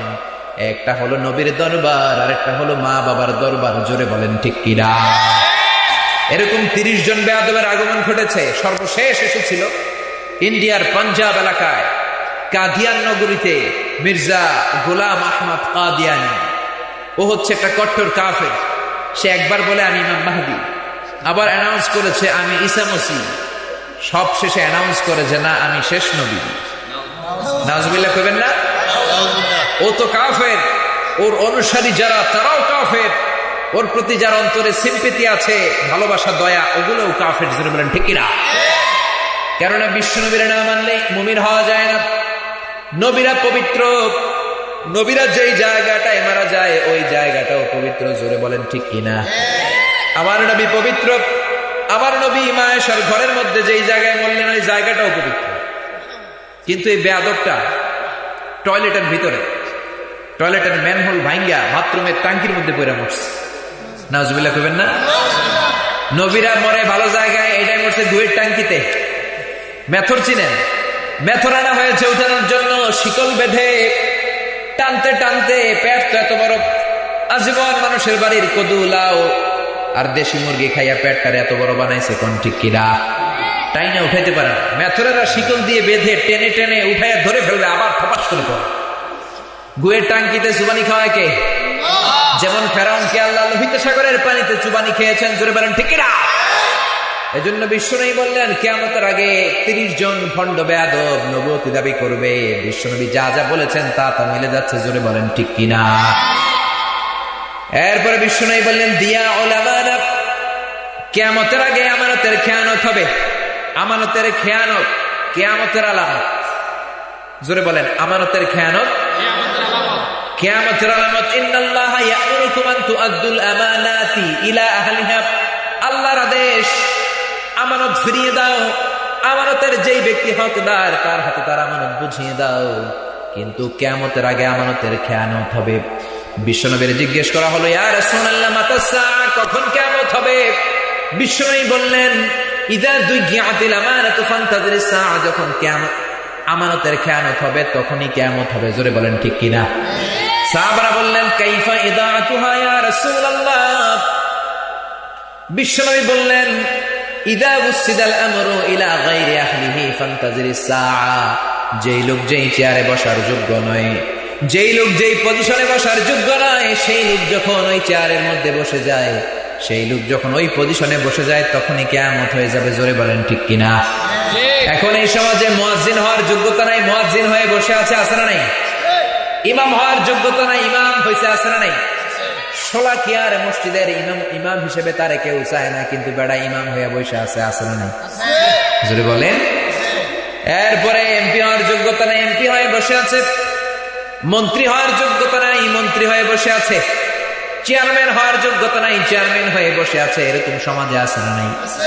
তবে অনেক ভালো নেতাও আছে যাদের কারণে আজও বাংলার জমিনে রহমতের বৃষ্টি নাজিল হয়, আজও বাংলার জমিনে আল্লাহর মার্সি এবং ব্লেসিংস আর বরকত রহমত নাজিল হয়। জোরে বলেন ঠিক কিনা? কিন্তু বেশিরভাগের অবস্থাই খারাপ। আমানতের খেয়ানত সব জায়গায় ভেজাল। বেশি না কম? জোরে বলেন। বিসিএস ক্যাডার হওয়ার যোগ্যতা নাই, মন্ত্রীর টেলিফোনে বিসিএস ক্যাডার হয়ে যায়। চাকরি পাওয়ার যোগ্যতা নাই, মামা খালুর অনুরোধে সুপারিশে চাকরি হয়, আছে না নাই? আমানতের খেয়ানত সব জায়গায়, সর্বত্র লক্ষণীয় আমানতের খেয়ানত। আবার তিরমিজির বর্ণনায় বিশ্বনবী বললেন, ওয়া কানা যাঈমুল কওমি আরদালাহুম, কিয়ামতের আগে সমাজের সবচাইতে খারাপ লোক, সবচাইতে বড় চোর, বাটপার, গুন্ডা, বদমাশ ওই লোকগুলোই সমাজের নেতা হয়ে যাবে। জোরে বলেন ঠিক কিনা? আপনাদের এলাকায় মনে হয় এরকম না? এখানে সব আল্লাহ, হ্যাঁ এখানেও আছে, আরো বেশি আছে। সর্বনাশ। আল্লাহ আমাদের নেতাগুলোর তুমি হেদায়েত দাও। জোরে বলেন আমিন। এজন্য নেতা নির্বাচনের সময় দেখে শুনে নেতা বানানোর দরকার, আছে না নাই? আমার বিএনপি বোঝার দরকার নাই, আওয়ামী লীগ বোঝার দরকার নাই, জামাত ইসলাম বোঝার দরকার নাই, জাতীয় পার্টি বোঝার দরকার নাই। যেই নেতা আমাদের খোঁজ খবর নিবে আমরা ওই নেতার সাথে আছি না নাই? এই জন্য ভালো ভালো নেতা দেখে দেখে বানাতে হবে। 2 কাঠা জায়গার উপরে, 2 শতক জায়গার উপরে একটা ছোট্ট মসজিদ, ওই মসজিদের ইমাম বানানোর সময় কত কিছু দেখে আপনারা বানান। ইমাম শব্দের অর্থ হচ্ছে নেতা। ইমাম মানে কি? সবাই বলেন ইমাম মানে কি? ইমাম মানে নেতা। তো আপনার মসজিদের নেতা বানাবেন, ওইটার জন্য দেখেন দাঁড়িয়ে আছে কিনা, মাথায় তার টুপি আছে কিনা, কণ্ঠ তার ভালো কিনা, সুন্দরভাবে কোরআন পড়তে পারে কিনা, ইমামতি করতে পারে কিনা, বিড়ি টানার অভ্যাস আছে কিনা। দেখেন না, বিড়ি টানে এমন লোককে ইমাম রাখবেন? এমন লোককে মসজিদের নেতা বানাবেন? কথা বলেন। কত কিছু দেখেন, জুব্বা পড়ে কিনা, ভদ্র কিনা, নামাজ আছে কিনা, রোজা আছে কিনা, রাস্তা দিয়ে যখন বের হয় অন্যান্য বেগানা নারীর দিকে বড় বড় চোখ করে এমনি তাকায় কিনা। ইমামের যদি এরকম চোখ মারার অভ্যাস থাকে, ওই ইমাম আপনারা রাখবেন নাকি? বলেন। এখন ছোট্ট এই 2 কাঠা জায়গার একটা মসজিদের ইমাম বানাবেন, নেতা বানাবেন। এই নেতা বানানোর সময় এত কিছু দেখলেন, এবার পুরো গ্রামের নেতা বানাবেন, পুরো থানার নেতা বানাবেন, পুরো জেলার নেতা বানাবেন, দেশের নেতা বানাবেন। এত বড় দেশের নেতা বানাবো, জেলার নেতা বানাবো, থানার নেতা বানাবো, গ্রামের নেতা বানাবো, তাদেরকে এরকম দেখে শুনে নেতা বানানোর দরকার আছে না নাই? খবরদার, মসজিদের নেতা যেমনি বানালেন, ওইভাবে যদি গ্রামের নেতা বানাতেন, ওইভাবে যদি ইউনিয়ন পরিষদের নেতা বানাতেন, থানার নেতা বানাতেন, জেলার নেতা বানাতেন, বাংলার সংসদ ভবন থেকে কোরআন দিয়ে বিচারের রায় দেয়া হতো। জোরে বলেন ঠিক কিনা? ওই রায়ের মধ্যে কোন স্কাইপি কেলেঙ্কারি পাওয়া যেত না, ওই রায়ের ভেতরে কোনো মিথ্যা সাক্ষী পাওয়া যেত না, ওই রায়ের ভেতরে মিথ্যা রায়ও পাওয়া যেত না। জোরে বলেন ঠিক কিনা? সর্বত্র আমানতের খেয়ানত, এটা কিয়ামতের আলামত। সব জায়গায় এখন এটা পাওয়া যাচ্ছে। চিৎকার করে বলেন ঠিক কিনা? এরপরে বিশ্বনবী বললেন, আত-তাতাউল ফিল বুনিয়ান, কিয়ামতের আগে বড় বড় বিল্ডিং বানানোর প্রতিযোগিতা হবে। People will start to construct high-rise buildings in the society. সমাজে বড় বড় টাওয়ার বানাবে। এখানে মুরব্বী যারা আছেন, আপনি সবচেয়ে মুরব্বী, আপনি বলেন তো, এই বুড়িচংয়ে আজ থেকে 20 বছর আগে কোনো 5 তলা বিল্ডিং আছিল? মুরব্বী কন্ত আসিল? আসিল না, ছিল না, কোন বড় বিল্ডিং ছিল না। কুমিল্লা শহরে আপনি যাওয়া আসা আছে না? আজ থেকে 20 বছর আগে কুমিল্লাতে কোনো বড় টাওয়ার আছিল? ছিল না। এখন কুমিল্লা গেলে এটাকে উত্তরানা, গুলশান চিনা যায় না। জোরে বলেন ঠিক কিনা? গোটা বিশ্বব্যাপী বড় বড় টাওয়ার বানানোর প্রতিযোগিতা। বিশ্বনবী বুখারীর বর্ণনায় বললেন, ওয়া আনতারাল হুফাতাল উরাতাল আলাতা রিয়াশা ইয়াতাতাওয়ালুনা ফিল বুনিয়ান, কিয়ামতের আগে পায়ে দেওয়ার মতো জুতা নাই, গায়ে দেওয়ার মতো জামা নাই, পেটে দেওয়ার মতো খাবার নাই। এই লোকগুলো হঠাৎ করে হুড় হুড় করে বড় লোক হয়ে যাবে, বড় বড় বিল্ডিং বানানো শুরু করবে, বিশাল বিশাল টাওয়ার। সৌদি আরবে, বাহরাইনে, কাতার, কুয়েতে টাওয়ারের অভাব নাই। এরা আগে ছিল ফকির, ফকিরের ঘরের ফকির। হজের পরে তাসবিহ, জায়নামাজ আর খেজুর নিয়ে ভারত উপমহাদেশে তারা বিক্রি করতে আসতো। বিক্রি করে যা টাকা পেত এটা দিয়ে চলতো। আমাদের বাপ চাচারা এদের ডাকতো কাবলিওয়ালা। কি ডাকতো? কাবলিওয়ালা ডাকতো এদেরকে। এই কাবলিওয়ালাদেরকে আল্লাহ তেলের খনি দিলেন, গ্যাসের খনি দিলেন, লোহার খনি দিলেন, স্বর্ণের খনি দিলেন। স্বর্ণের খনি পেয়ে তারা বড় বড় টাওয়ার বানানো শুরু করেছে। বর্তমান পৃথিবীতে সবচেয়ে বড় টাওয়ারের নাম হচ্ছে বুর্জ আল খলিফা, দুবাইতে অবস্থিত, 818 মিটার উঁচু। ওইটার মধ্যে একটা লিফট আছে যেটা 29 সেকেন্ডে আপনারে টান মেরে 90 তলা বিল্ডিং এর উপরে নিয়ে যাবে। যেরকম আল্লাহু আকবার। তার মানে 29 সেকেন্ড মানে কত? আধা মিনিটেরও কম সময়ে আপনারা 90 তলার উপরে নিয়ে যাবে। দুবাই সরকার যখন এটা বানালো, সৌদি সরকার বলে, কিরে দুবাই আগায় যেতেছে, আমরা কি আঙ্গুল চুষবো নাকি? আমরা দুবাইয়ের পিছনে ফেলে এর চেয়ে বড় টাওয়ার বানাবো। আমরা বানাবো লোহিত সাগরের তীর ঘেঁষা জেদ্দা শহরে একটা বানাবো, যেটার নাম দিব কিংডম টাওয়ার। এটা উচ্চতায় হবে 1000 মিটার। 1000 মিটার মানে কয় কিলোমিটার? 1 কিলোমিটার। একটা টাওয়ার, একটা কন্ডোমিনিয়ামস, একটা বিল্ডিং যদি উচ্চতায় 1000 মিটার উঁচু হয়, ওইটার সামনে যে আপনি এটা দেখবেন কেমন? আমি যাই ওই বিল্ডিং এর দিকে তাকাইতে গেলে তো আমার টুপি পিছনে পড়ে যাবে। এভাবে জোরে বলেন ঠিক কিনা? সৌদি সরকার এটা 2014 সালে কাজ শুরু করে 2019 সালে এটাকে উদ্বোধন করবে। এখন উদ্বোধন করেনি। সৌদি যখন এটা বানানো শুরু করলো, কাতারের প্রধানমন্ত্রী কয়, কিরে সৌদি মনে হয় বেশি আগায় যেতেছে, আমরা কি বসে বসে আকুল চলবো? আমরা সৌদির পেছনে ফেলে তার চেয়ে বড় একটা বানাবো। ও সৌদি আরবরা, তোরা বানিয়েছিস 1000 মিটার উঁচু, আমরা কাতারের রাজধানী দোহায় একটা বানাবো 1001 মিটার উঁচু। শুধু সৌদির পিছিয়ে ফেলানোর জন্য 1 মিটার উঁচু বানাবো। এটা নাম দিয়েছে তারা নাখিল টাওয়ার। আরবি যারা জানেন, আরবিতে নাখলা মানে হচ্ছে ডেট প্লান্ট, খেজুর গাছ। 20 কিলোমিটার দূর থেকে ওই টাওয়ারের দিকে তাকালে মনে হবে মরুভূমির মাঝখানের খেজুর গাছ। আসলে খেজুর গাছ নয়, 1001 মিটার উঁচু একটা টাওয়ার। যেটা বলেন ঠিক কিনা? এরপরে চায়নাতে আছে সবচেয়ে বড় টাওয়ার, যেটা সাংহাই টাওয়ার। তাইওয়ানে একটা টাওয়ার ছিল, দি টাইপেডাং 101, 101 তলা উঁচু। এরপরে কাবা ঘরের পাশে আছে, যারা হজ করে এসেছেন জানেন, দি মক্কা রয়্যাল ক্লক টাওয়ার, 120 তলা উঁচু। আমি যেখানে মালয়েশিয়াতে ডক্টরেট ডিগ্রি নিচ্ছি, ওখানে একটা আছে Petronas twin tower, but the local people they call it KLCC, Kuala Lumpur conventional centre. এইটা 88 তলা, এইটা 88 তলা। মাঝখানে 41st and 42nd ফ্লোরে একটা ব্রিজ আছে। এই ব্রিজ দিয়ে এই টাওয়ার থেকে ওই টাওয়ারের ভেতরে ঢুকা যায়। আচ্ছা বলেন তো, in the day of judgment, কিয়ামত দিবস আল্লাহ যখন পৃথিবীটারে ধরে একটা ঝাঁকুনি দিবে, ওই ঝাঁকুনির চোটে একটা টাওয়ারও কি থাকবে? জোরে বলেন থাকবে?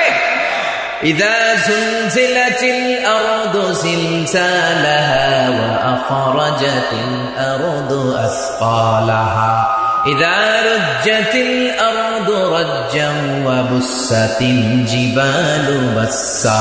আল্লাহু আকবার। আল্লাহ যখন পৃথিবীটারে ধরে একটা ঝাঁকুনি মারবেন, একটা ভূমিকম্প দিবেন, একটা ভাইব্রেশন দিবেন, একটা কম্পন দিবেন, কম্পনের চোটে পৃথিবীর সব টাওয়ার গুলো ভেঙে চুরমার হয়ে যাবে। কোন ঠিক কিনা? বিশ্বনবীর কথা অক্ষরে অক্ষরে মিলে যাচ্ছে।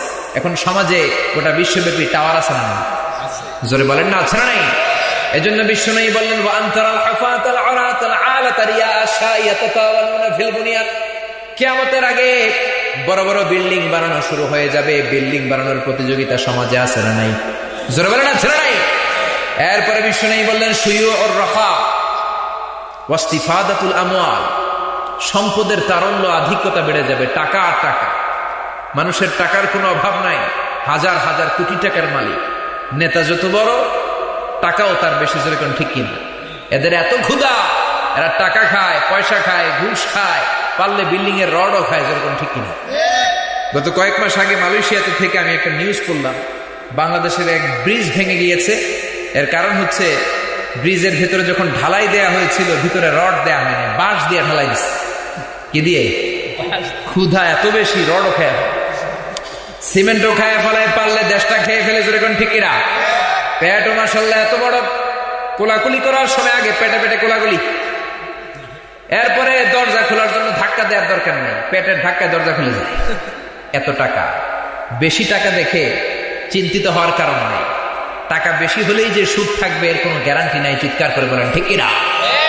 বরং টাকা যার বেশি চিন্তা তার বেশি, টাকা যার বেশি পেরেশানি তার বেশি, টাকা যার বেশি রোগ তার বেশি, জোরে বলেন ঠিক কিনা। এজন্য ইসলাম শিখায় আল কানাআতু মিনাল ইসলাম, অল্প খাও, অল্প পড়ো, অল্প জমাও, অল্পের মধ্যে রব্বুল আলামিন বরকত ঢুকিয়ে দিবেন, জোরে বলেন ঠিক কিনা। লা ইন শাকারতুম লা আযীদান্নাকুম ওয়া লা ইন কাফারতুম ইন্না আযাবী লাশাদীদ। যদি অল্প খেয়ে আমার শুকরিয়া করো, তোমার নেয়ামতগুলো আমি আরে বাড়িয়ে দেব, আর যদি না শুকরি করো, কুফরি করা শুরু করে দাও রে বান্দা, যতটুকু দিয়েছি অতটুকু আমি আল্লাহ কেড়ে নিতে পারি, জোরে বলেন ঠিক কিনা। এজন্য হাজার কোটি টাকার মালিক, দামি দামি গাড়ি তারা সড়কের মধ্যে দাপিয়ে বেড়ায়, এগুলো দেখলেই বিভ্রান্ত হওয়ার সুযোগ নাই যারা মহাসুখে আছে। সুখ নাও থাকতে পারে, মনে রাখবেন টাকা থাকলে, পয়সা থাকলে দামি গাড়ি কিনা যায়, বাড়ি কিনা যায়, কিন্তু শান্তি কিনা যায় না। শান্তি কিনা যায়? টাকা থাকলে দামি বালিশ কিনা যায়, তোষক কিনা যায়, কিন্তু ঘুম কিনা যায় না, যেরকম ঠিক কিনা। ডাক্তারের দোকানে যে কি বলা যাবে আমার 2000 টাকার ঘুম দেন? বলা যাবে? টাকা দিয়ে বালিশ হয়, তোষক হয়, কম্বল হয়, কিন্তু ঘুম হয় না, যেরকম বলেন ঠিক কিনা। এজন্য দামি দামি গাড়িতে চড়ে, চাকচিক্য দেখে চিন্তিত হওয়ার কারণ নাই, লোভে পড়ার কারণ নাই। দামি দামি গাড়ির ব্র্যান্ডে তারা চড়বে, Land Cruiser, Porsche, Ferrari, Lamborghini, Maybach, আরো কি কি, Rolls Royce, McLaren, Bugatti, Volkswagen, Audi, BMW, Mini Cooper, এগুলো হাঁকিয়ে বেড়া, কিন্তু ঘরে হয়তো সুখ নাই। এরকম আছে না নাই?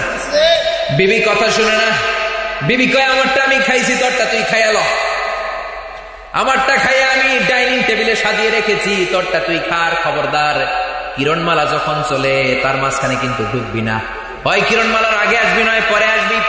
কিরণমালা চলাকালীন সময়ে দরজা টক টক করলে কিন্তু আমি দরজা খুলবো না, আছে না নাই?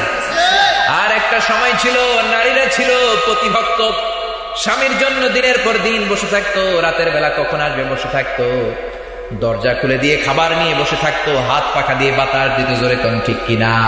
তোমার হাত পাখার বাতাসে প্রাণ জুড়িয়ে আসে, কিছু সময় আরো বেশি থাকো আমার পাশে, থাকো আমার পাশে, জোরে বলেন ঠিক কিনা। এজন্য বেশি টাকা দেখে চিন্তার কোনো কারণ নাই। বউ কথা শোনে না, মেয়ে কথা শোনে না, ছেলেও কথা শোনে না। মেয়ে বলে বাবা আমি হইলাম কিরণমালা, বলাই কয় ড্যাড আমি হইলাম ইয়ো ইয়ো। আমি কি? বলাই কয় বাবা আমি হইলাম ইয়ো ইয়ো। রাতে তার ঘুম নাই, আধা ঘন্টা ঘুমের জন্য 4টা ট্যাবলেট খায়, কিছু খেতে পারে না, গরু খেতে পারে না, রোগ বালায়ের কোনো ভাব নাই। গ্যাস্ট্রিক আলসার, হাইপার টেনশন, আছে না নাই? ডাক্তার বলে আপনি কিচ্ছু খাবেন না, গরু খাবি না, খাসি খাবি না, চিংড়ি খাবি না, খালি ঘাস খাবি। ছাগলেও খায়, তুইও খা। ঘাস বলতে আমি বুঝাচ্ছি ভেজিটেবলস, শাক সবজি খাবেন। কিন্তু আমার রিক্সাওয়ালা ভাইয়ের কোনো টেনশন আছে নাকি? কোনো রোগ আছে নাকি? ওর কোনো রোগ নাই, কোনো টেনশন নাই। গরু খায়, খাসিও খায়, চিংড়িও খায়, যেটাই খায় তার হজম হয়ে যায়। রিক্সাওয়ালাকে এখন বিয়ার দাওয়াত পাইলে আজকে খাইয়া কোপাইয়া কোপা শামসু করে দেবেন, সব সবার সব হজম করায় দেয় কে? ঘুম নিয়ে কোনো চিন্তা নাই। রিক্সাওয়ালার যেখানে রায় তো ওইখানেই। ওর বিছানায় মাথা লাগতে দেরি, ওর নাক ডাকতে দেরি হয়, ওর নাকের ডাকের আওয়াজে ট্রাকের ইঞ্জিন ওঠে। সুবহানাল্লাহ বলবেন না? ফজরের সালাতু খায়রুম মিনান নাওমের আগে রিক্সাওয়ালাদের ঘুম ভাঙে না। ওর কোনো টেনশন নাই, কোনো চিন্তা নাই। নিজেও মসজিদে যায়, ছোট্ট বাচ্চাটারও নিয়ে যায়। আবার নামাজ থেকে ঘরে এসে দেখে বিবিও যায় নামাজের মধ্যে দাঁড়িয়ে, বাচ্চা মেয়েটাও যায় নামাজে, আছে না নাই? এজন্য সম্পদ দেখে লোভ লালসার দরকার নাই, শান্তি দেওয়ার মালিককে।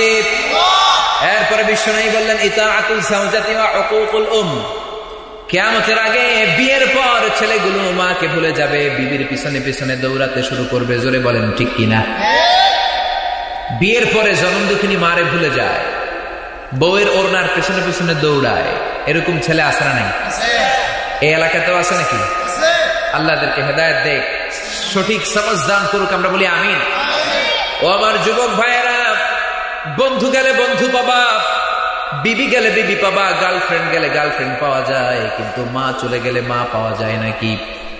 ওগো মা তুমি এই ধরনের শ্রেষ্ঠ নেয়ামত, তোমারই পদ তলে রয়েছে জান্নাত।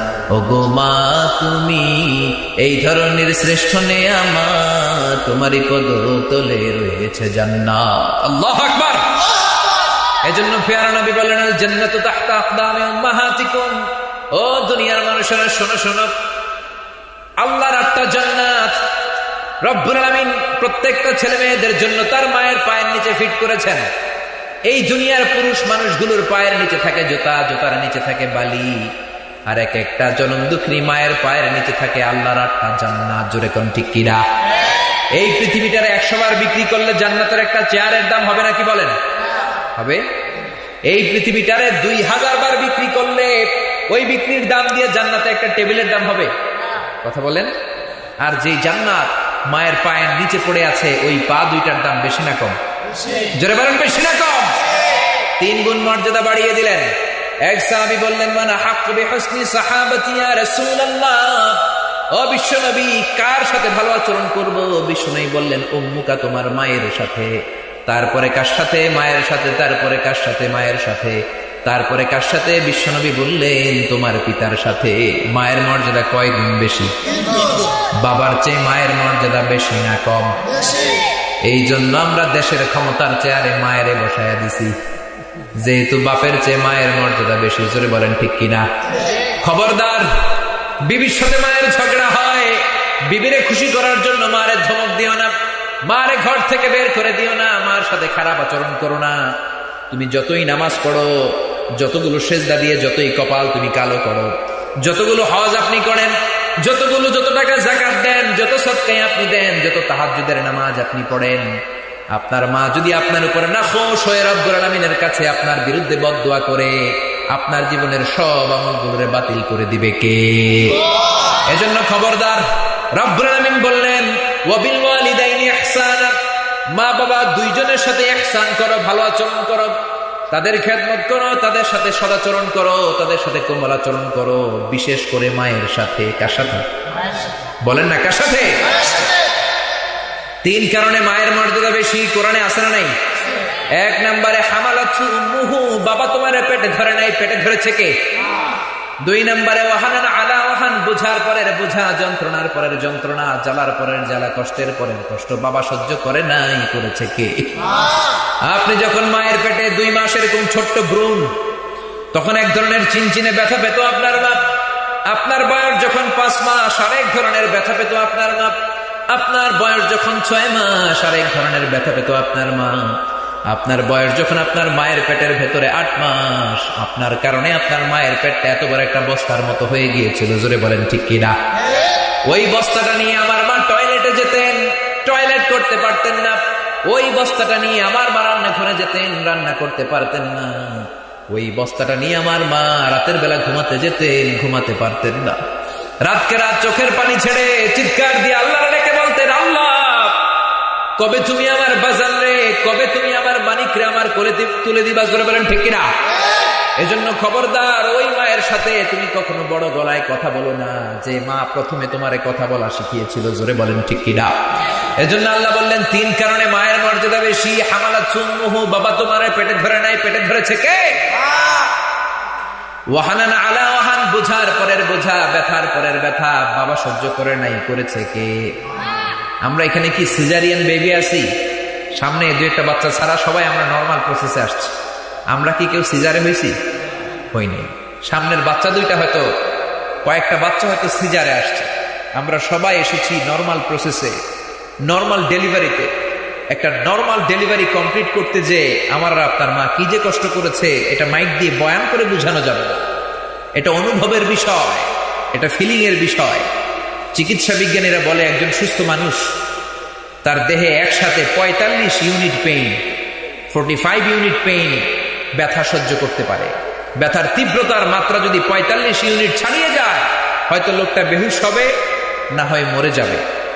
আমার আর আপনার মা, আমাকে আর আপনাকে এই জমিনের আলো দেখাতে যেদিন ডেলিভারি হয়েছিল সেদিন 57 ইউনিট প্লাস, আই রিপিট, আমি আবার বলছি, 57 ইউনিটেরও বেশি পেইন ব্যথা সহ্য করেছে, যেটা কোনো অ্যাক্সিডেন্টে আপনার দেহের 20টা হাড় একসাথে ভেঙে গেলে যত ব্যথা তার চেয়েও বেশি ব্যথা জোরে বলেন আল্লাহু আকবার। এজন্য আল্লাহ বললেন, খবরদার, বাবা তোমারে পেটে ধরে নাই, পেটে ধরেছে কে? ওয়াহানানা আলা ওয়াহান, ব্যথার পরের ব্যথা বাবা সহ্য করে নাই, করেছে কে? ওয়াফিসালুহু ফি আমাইন, 2 বছর বাবা তোমারে দুধ খাওয়ায় নাই, দুধ খাইয়েছে কে? এই কথা বলুন, 2 বছর বাবা তোমারে দুধ খাওয়ায় নাই, দুধ খাইয়েছে কে? কত গ্যালন দুধ আপনি খেয়েছেন? কত গ্যালন, কত লিটার, কত বালতি দুধ খেয়েছেন তার কোনো হিসাব নাই।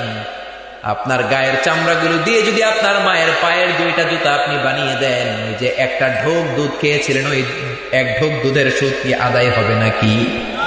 মায়ের একেধারে দুধের দাম, কাটিয়া গায়ের চাম, পাপোশ বানাইলে ঋণের শোধ হবে না, এমন দরদি হবে কেউ হবে না আমার মা গো। আল্লাহু আকবার। এজন্য যুবক ভাইয়েরা, বিশ্বনবী বললেন, ইতাআতুজ যাওজা ওয়া হুকুকুল উম, কিয়ামতের আগে বিয়ের পরে জনম দুঃখিনী মারে ভুলে যাবে, বউয়ের ওড়না ধরে পিছনে পিছনে বউয়ের পিছনে ছুটবে, জোরে বলেন ঠিক কিনা? বউ গেলে বউ আসবে, গার্লফ্রেন্ড চলে গেলে গার্লফ্রেন্ড আসবে, বন্ধু গেলে বন্ধু আসবে, মা চলে গেলে কোনোদিন মা আসবে নাকি? খবরদার, এজন্য মায়ের মনে যাতে কষ্ট না হয়ে যায়। মায়ের দোয়া এমন দোয়া, মা দোয়া করলেও কবুল, বদদোয়া করলেও কবুল। এমন না যে শুধু দোয়াটা কবুল হয়, বদদোয়াটা কবুল হয় না। আপনি বুলেট মারলেন, বুলেট মিস হবে। ড্রোন ক্ষেপণাস্ত্রের হামলা করলেন, হামলা মিস হবে। ব্যালিস্টিক ক্ষেপণাস্ত্র মারলেন, সেটাও মিস হবে। AK-47 দিয়ে আপনি শুট করলেন, শুট মিস হবে। কিন্তু মা যদি 2টা হাত তুলে চোখের পানি ছেড়ে আপনার জন্য দোয়া করুক কিংবা বদদোয়া করুক, সেকেন্ডের মধ্যেই কবুল করে নেয় কে? এজন্য খবরদার, বিশ্বনবী বললেন 3 জিনিসের দিকে, আর নাজার ইলা সালাসাতি আশিয়া ইবাদা, 3টা জিনিসের দিকে যদি তুমি নজর করো, মুহূর্তের মধ্যে ইবাদতের সওয়াব দেয় কে? আর নাজার ইলাল মুসহাফ, মুসহাফের দিকে নজর দিলে সওয়াব আছে না নাই? আর নাজার ইলাল কাবা, কাবার দিকে যখন প্রথম নজরটা করবেন সওয়াব দিবে কে? আর নাজার ইলাল ওয়াজহিল ওয়ালিদাইন, মাতা পিতার চেহারার দিকে, বিশেষ করে মায়ের চেহারার দিকে যদি রহমতের নজর দিয়ে তাকান, এক একটা নজরে এক একটা কবুল হজের সওয়াব আমলনামায় লিখে দিবে কে? 4 লক্ষ টাকা ব্যয় করে হজ করলেন, কলিজায় হাত দিয়ে কেউ বলতে পারবেন না কি হজটা কবুল হয়েছে কি হয় নাই? কেউ বলতে পারবেন? কোনো গ্যারান্টি লেটার আছে? কিন্তু মায়ের চেহারার দিকে তাকানোর সাথে সাথে এই কবুল হজের সওয়াব দেয় কে? এজন্য খবরদার, মায়ের সাথে বাবার সাথে যেন বেয়াদবি না হয়ে যায়। এমন কোন মানুষ নাই মা বাবার দোয়া ছাড়া ব্যবসায়ী, সফল ব্যবসায়ী হয়েছে, সফল আলেম হয়েছে, সফল নেতা হয়েছে। যারা এই পৃথিবীতে সফল হয়েছে তাদের সফলতার পেছনে মায়ের দোয়া আছে না নাই? সাইয়েদনা ইব্রাহিম, আল্লাহর আদেশে সাইয়েদনা ইসমাইল হাজরাকে মক্কার জমিনে রেখে আসলেন। হাজরা ইন্তেকাল করল, সাইয়েদনা ইসমাইল বড় হলেন। আবার অনেক বছর পর সাইয়েদনা ইব্রাহিম আল্লাহর আদেশে সাইয়েদনা ইসমাইলকে দেখতে গেলেন। সাইয়েদনা ইসমাইল বিয়ে করেছেন, ঘরের মধ্যে তিনি নাই, বনে গিয়েছেন শিকারে। বুখারীর বর্ণনা, সাইয়েদনা ইব্রাহিম ঘরে গেলেন, অনেক বছর পর ছেলেকে দেখতে আসলেন, ঘরের বাইরে থেকে সালাম দিলেন। ভেতর থেকে কর্কশ গলায় চিৎকার দিয়ে একটা মেয়ে বলল, ওয়া আলাইকুম আসসালাম, কাইফা হালুকি ইয়া উম্মি, কেমন আছো? কয় ভালো নাই। তোমাদের কোনো সমস্যা আছে কিনা? কয় সব সমস্যা। কোনো ঝামেলা আছে কিনা? কয় ঝামেলার কোনো শেষ নাই। আইনা যাওজুকি, স্বামী কই? কয় যাহাবা ইলাল গাবা লিল ইসতিয়াব, শিকারের জন্য বনে গিয়েছে। ঠিক আছে ঠিক আছে, তোমার স্বামী যখন ঘরে ফিরবে, ইযা জা যাওজুকি ফাকরাই আলাইহিস সালাম, তার একটা সালাম দিবা। ওয়া মুরিহি আইয়ুগাইরা আতাবাতা বাবিহি, আর বলবা ঘরের দরজার চৌকাঠ যেন পাল্টে ফেলে। ঠিক আছে বলবো, যান। সাইয়েদনা ইব্রাহিম চলে গেলেন। বিকেল বেলা সাইয়েদনা ইসমাইল আসলেন। বিবি বলতে শুরু করলো, এক বুড়াই ছিল, বুড়া বুড়া। সাইয়েদনা ইসমাইল বলে, এই মরুভূমির মধ্যে কে আছে আমাদের খবর নিবে? কোন বুড়া? বিবি বলে, জানি না, তবে বলেছে তোমার সালাম দেওয়ার জন্য, আর বলেছে ঘরের দরজার চৌকাঠ যেন পাল্টে ফেলো। এই কথা শুনে সাইয়েদনা ইসমাইল ঘাবড়ে গেলেন। ও মিয়া, চোর যদি সিগন্যাল দেয় সেই সিগন্যাল চোরে বোঝে। পুলিশ সিগন্যাল দিলে পুলিশের সিগন্যাল পুলিশ বোঝে, নবী যদি সিগন্যাল দেয় ওই সিগন্যাল নবী বোঝে। জোরে কোন ঠিক না? সাইয়েদনা ইব্রাহিমের সিগন্যাল সাইয়েদনা ইসমাইল ধরে ফেললেন, চিৎকার দিলেন, হায় রে কপাল পোড়া, তুই তো নিজের কপাল নিজে খাইলি। যেই বৃদ্ধ লোকটা খবর নেয়ার জন্য এসেছিল, লোকটা সাধারণ কোন লোক নয়, এই জামানার সবচাইতে বড় পয়গম্বর, উলুল আজমি মিনার রুসুল, আমার পিতা ইব্রাহিম খলিল। তুই তো নিজের কপাল নিজে খাইনি। আমার বাবা যেটা বলেছে তার মানে তো ভালো না, তালাক দিতে বলেছে তো ডিভোর্স দিও, বের হয়ে যা। বাবাকে খুশি করার জন্য আরো অনেক ভালো ফ্যামিলি থেকে আল্লাহওয়ালা একটা মহিলাকে বিয়ে করলেন। তার 3 বছর পর সাইয়েদনা ইব্রাহিম আবার সাইয়েদনা ইসমাইলকে দেখার জন্য আসলেন। আজকেও তিনি ঘরে নাই, সালাম দিলেন, আসসালামু আলাইক। পুরোটা বুখারীতে আছে, পুরো হাদিসটা বুখারীতে আছে, আসসালামু আলাইক। এবার ভেতর থেকে জাদু মাখা কণ্ঠে, মধু মাখা কণ্ঠে, মায়া মাখা কণ্ঠে, দরদ মাখা কণ্ঠে একটা মেয়ে জবাব দিল, ওয়া আলাইকাস সালাম, কাইফা হালুকি ইয়া উম্মি মা, কেমন আছো? আলহামদুলিল্লাহ আলা কুল্লি হাল, সব অবস্থায় আমরা ভালো আছি। সুবহানাল্লাহ পড়বেন না? আইনা যাওজুক, স্বামী কই? যাহাবা ইলাল গাবা, বনে গিয়েছে।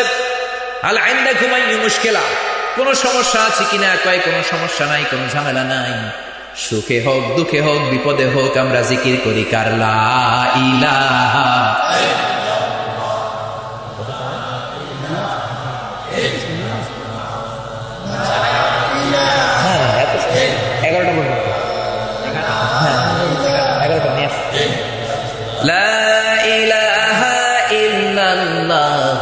মুহাম্মাদুর রাসূলুল্লাহ সাল্লাল্লাহু আলাইহি ওয়াসাল্লাম।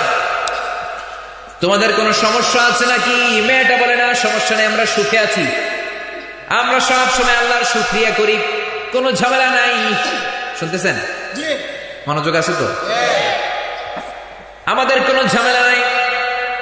এবার মেয়েটা বলল, আপনি কে? পরিচয় দেন।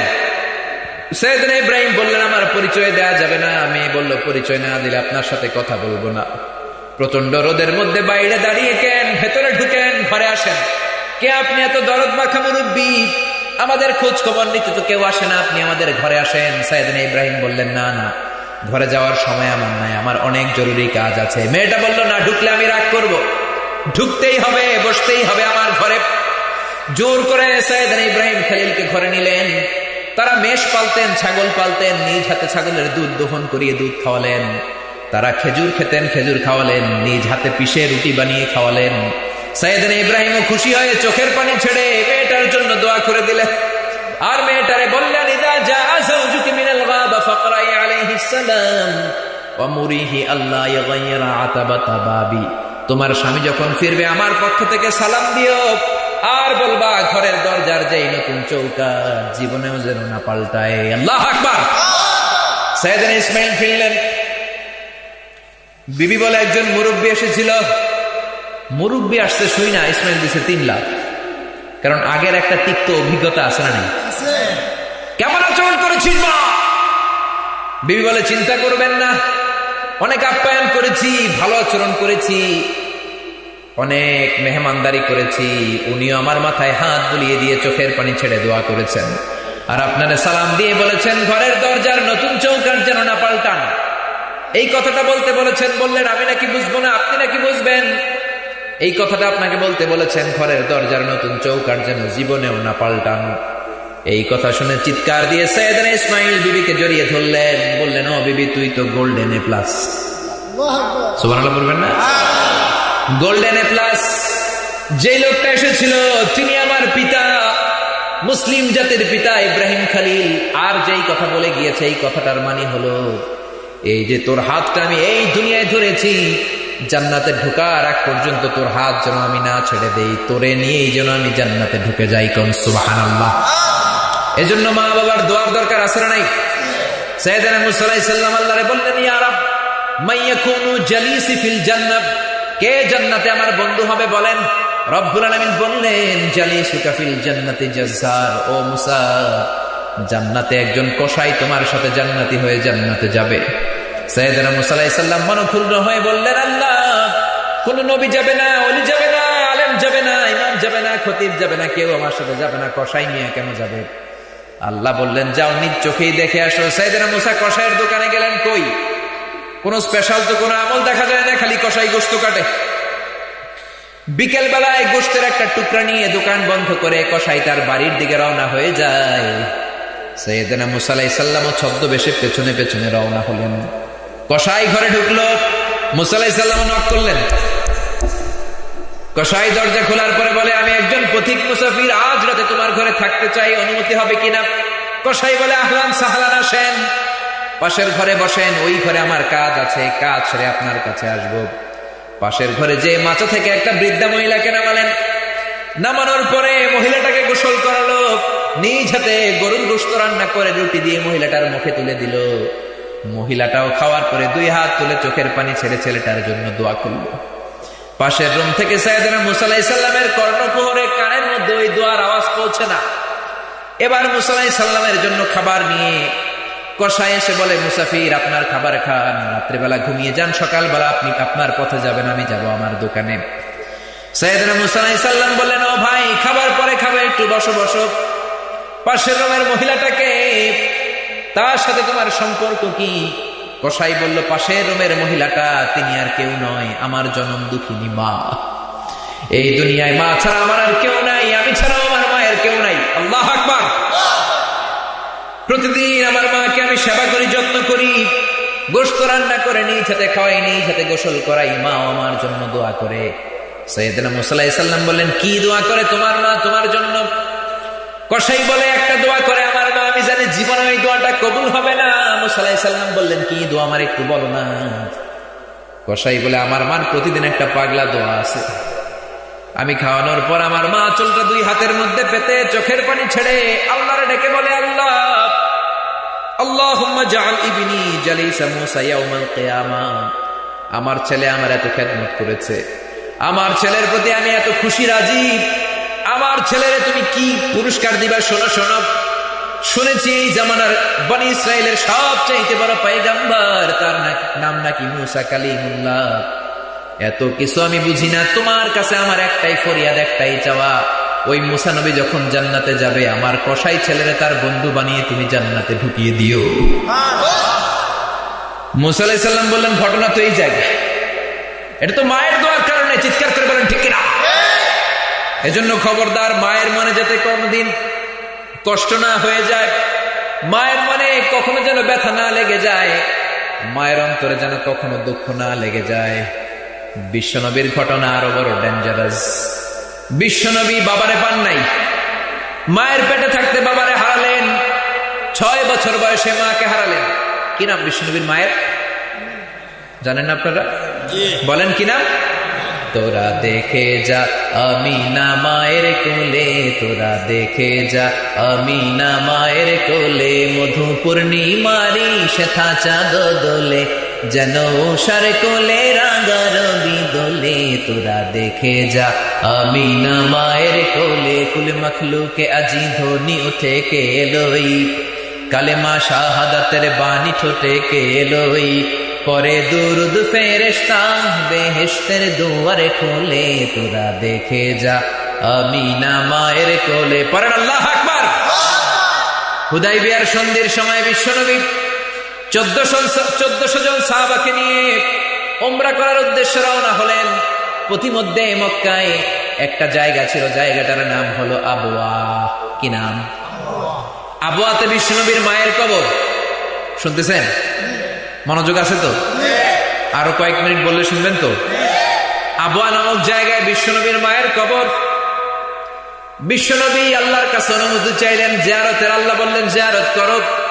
বিশ্বনবী 1400 সাহাবীকে নিয়ে মায়ের কবরের সামনে দাঁড়িয়ে সাহাবীদের বললেন, ও সাহাবারা, হাদিহি মাকবারাতু উম্মি ফিল আবওয়া, এই আবওয়া জায়গায় আমার মায়ের কবর, আমি জিয়ারত করব, আসো আসো তোমরাও দাঁড়াও, কিন্তু কেউ কিন্তু কান্নাকাটি করবে না। 1400 সাহাবাকে কান্নাকাটি করতে নিষেধ করে বিশ্বনবীর মায়ের কবরের সামনে দাঁড়িয়ে নিজেই বাচ্চার মতো হাউমাউ করে কান্না শুরু করে দিলেন। বিশ্বনবীর কান্না দেখে 1400 সাহাবাও হাউমাউ করে কান্না শুরু করে দিল। বিশ্বনবী ধমক দিয়ে বললেন, সাহাবারা রে, আমি না নিষেধ করলাম, কান্নাকাটি করা যাবে না, তোমরা কাঁদো কেন? সাহাবারা বলল, ইয়া রাসূলুল্লাহ, ইয়া হাবিবাল্লাহ, আপনাকে আমরা আমাদের জীবনের চাইতে, কলিজার চাইতে বেশি ভালোবাসি। আপনার চোখ দিয়ে যখন অশ্রু ঝরতে থাকে, আমরা আমাদের চোখ দুটো আর শুকনা রাখতে পারি না।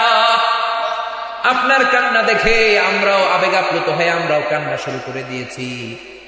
বিশ্বনবী বললেন, আদরাকাতনি রাহমাতুহা ফাবাকাইতু। আমার মা যে আমার ছোটবেলা আদর করেছেন, আমার মা আমারে জাইতুনের তেল মালিশ করে দিতেন, আমার মা না আমার গলায় চুমু খেতেন, গালে চুমু খেতেন, কোলে নিতেন, আদর করতেন, জামা পরাতেন, ওই স্মৃতিগুলো আমার মনে পড়েছে রে সাহাবা, তাই আমি কাঁদি, তোমরা কাঁদো কেন? আল্লাহু আকবার বলেন। বুখারীর বর্ণনা, বিশ্বনবী জিআররা নামক জায়গায় কুরবানির গোশত বিতরণ করছেন, হাজার হাজার মানুষ। হঠাৎ ওই লাইন থেকে বিশ্বনবী একটা বৃদ্ধা মহিলাকে আলাদা করে নিলেন, নিজের গায়ের চাদরের মধ্যে বসতে দিলেন, বড় একটা গোশতের টুকরা দিলেন। ওই মহিলাটা বিশ্বনবীর সাথে লম্বা সময় কথা বলল, বিশ্বনবীর মাথায় হাত বুলিয়ে দিল, বিশ্বনবীর জন্য দোয়া করে দিল। সাহাবারা বললেন, ইয়া রাসূলুল্লাহ, ইয়া হাবিবাল্লাহ, হাজার হাজার মানুষ, কাউকে তো আলাদা করলেন না, কাউকে নিজের চাদরে বসতে দিলেন না, কে এই বৃদ্ধা মহিলাটাকে? বিশ্বনবী বললেন, জন্মের আগেই বাবা হারিয়েছি, 6 বছর বয়সে আমার জনম দুঃখিনী মাকে হারিয়েছি, যেই মহিলাটারে আমার চাদরের মধ্যে বসতে দিলাম, এই মহিলাটা বনু সাদ গোত্রের এমন একটা মহিলা, যার বুকের দুধ খেয়ে আজকে আমি তরতাজা নবী মুহাম্মদ। আল্লাহু আকবার। ইনি হলেন আমার দুধ মা। এই জন্য যত নবী পাবেন, যত ওলি পাবেন, যত সফল ব্যক্তি পাবেন, সবাই মায়ের দোয়া পেয়ে সফল হয়েছে। কোন ঠিক কিনা? সংসারে ঝগড়া হয় না এমন সংসার নাই। বিবির সাথে মায়ের যদি ঝগড়া হয়, বিবিরেও নিয়ে বসেন, মায়েরও নিয়ে বসেন, দুজনকেই বুঝান, দুজনকেই কনভিন্স করেন, দুজনকেই মিলিয়ে দেওয়ার চেষ্টা করেন। বিবি চলে গেলে বিবি আর একটা পাওয়া যায়, আবারও বলছি, মা চলে গেলে মা পাওয়া যাবে নাকি? এজন্য কেউ যদি মায়ের সাথে বেয়াদবি করে থাকে, আজকে মাহফিলের পরেই মায়ের পা দুইটা ধরে মাপ চাবো। রাজি আছেন? রাজি আছেন তো? মা যদি কাছে না থাকে, ফোন করে ক্ষমা চাইবেন। কবরে চলে গেলে কবরের সামনে দাঁড়িয়ে কেঁদে কেঁদে দোয়া করবেন। রাজি আছেন তো? বিশ্বনবী বললেন, ইতাআতুজ যাওজা ওয়া উকুকুল কিয়ামতের একটা আলামত হলো বিয়ের পরে মারে ভুলে যাবে, ছেলেরা বউয়ের পিছনে দৌড়াবে। এই আলামতটাও সমাজে আছে না নাই? চিন্তা করেছেন কত বড় ফিলোসোফার ছিল আমার নবী, কত বড় দার্শনিক, যা বলেছে অক্ষরে অক্ষরে মিলে যা।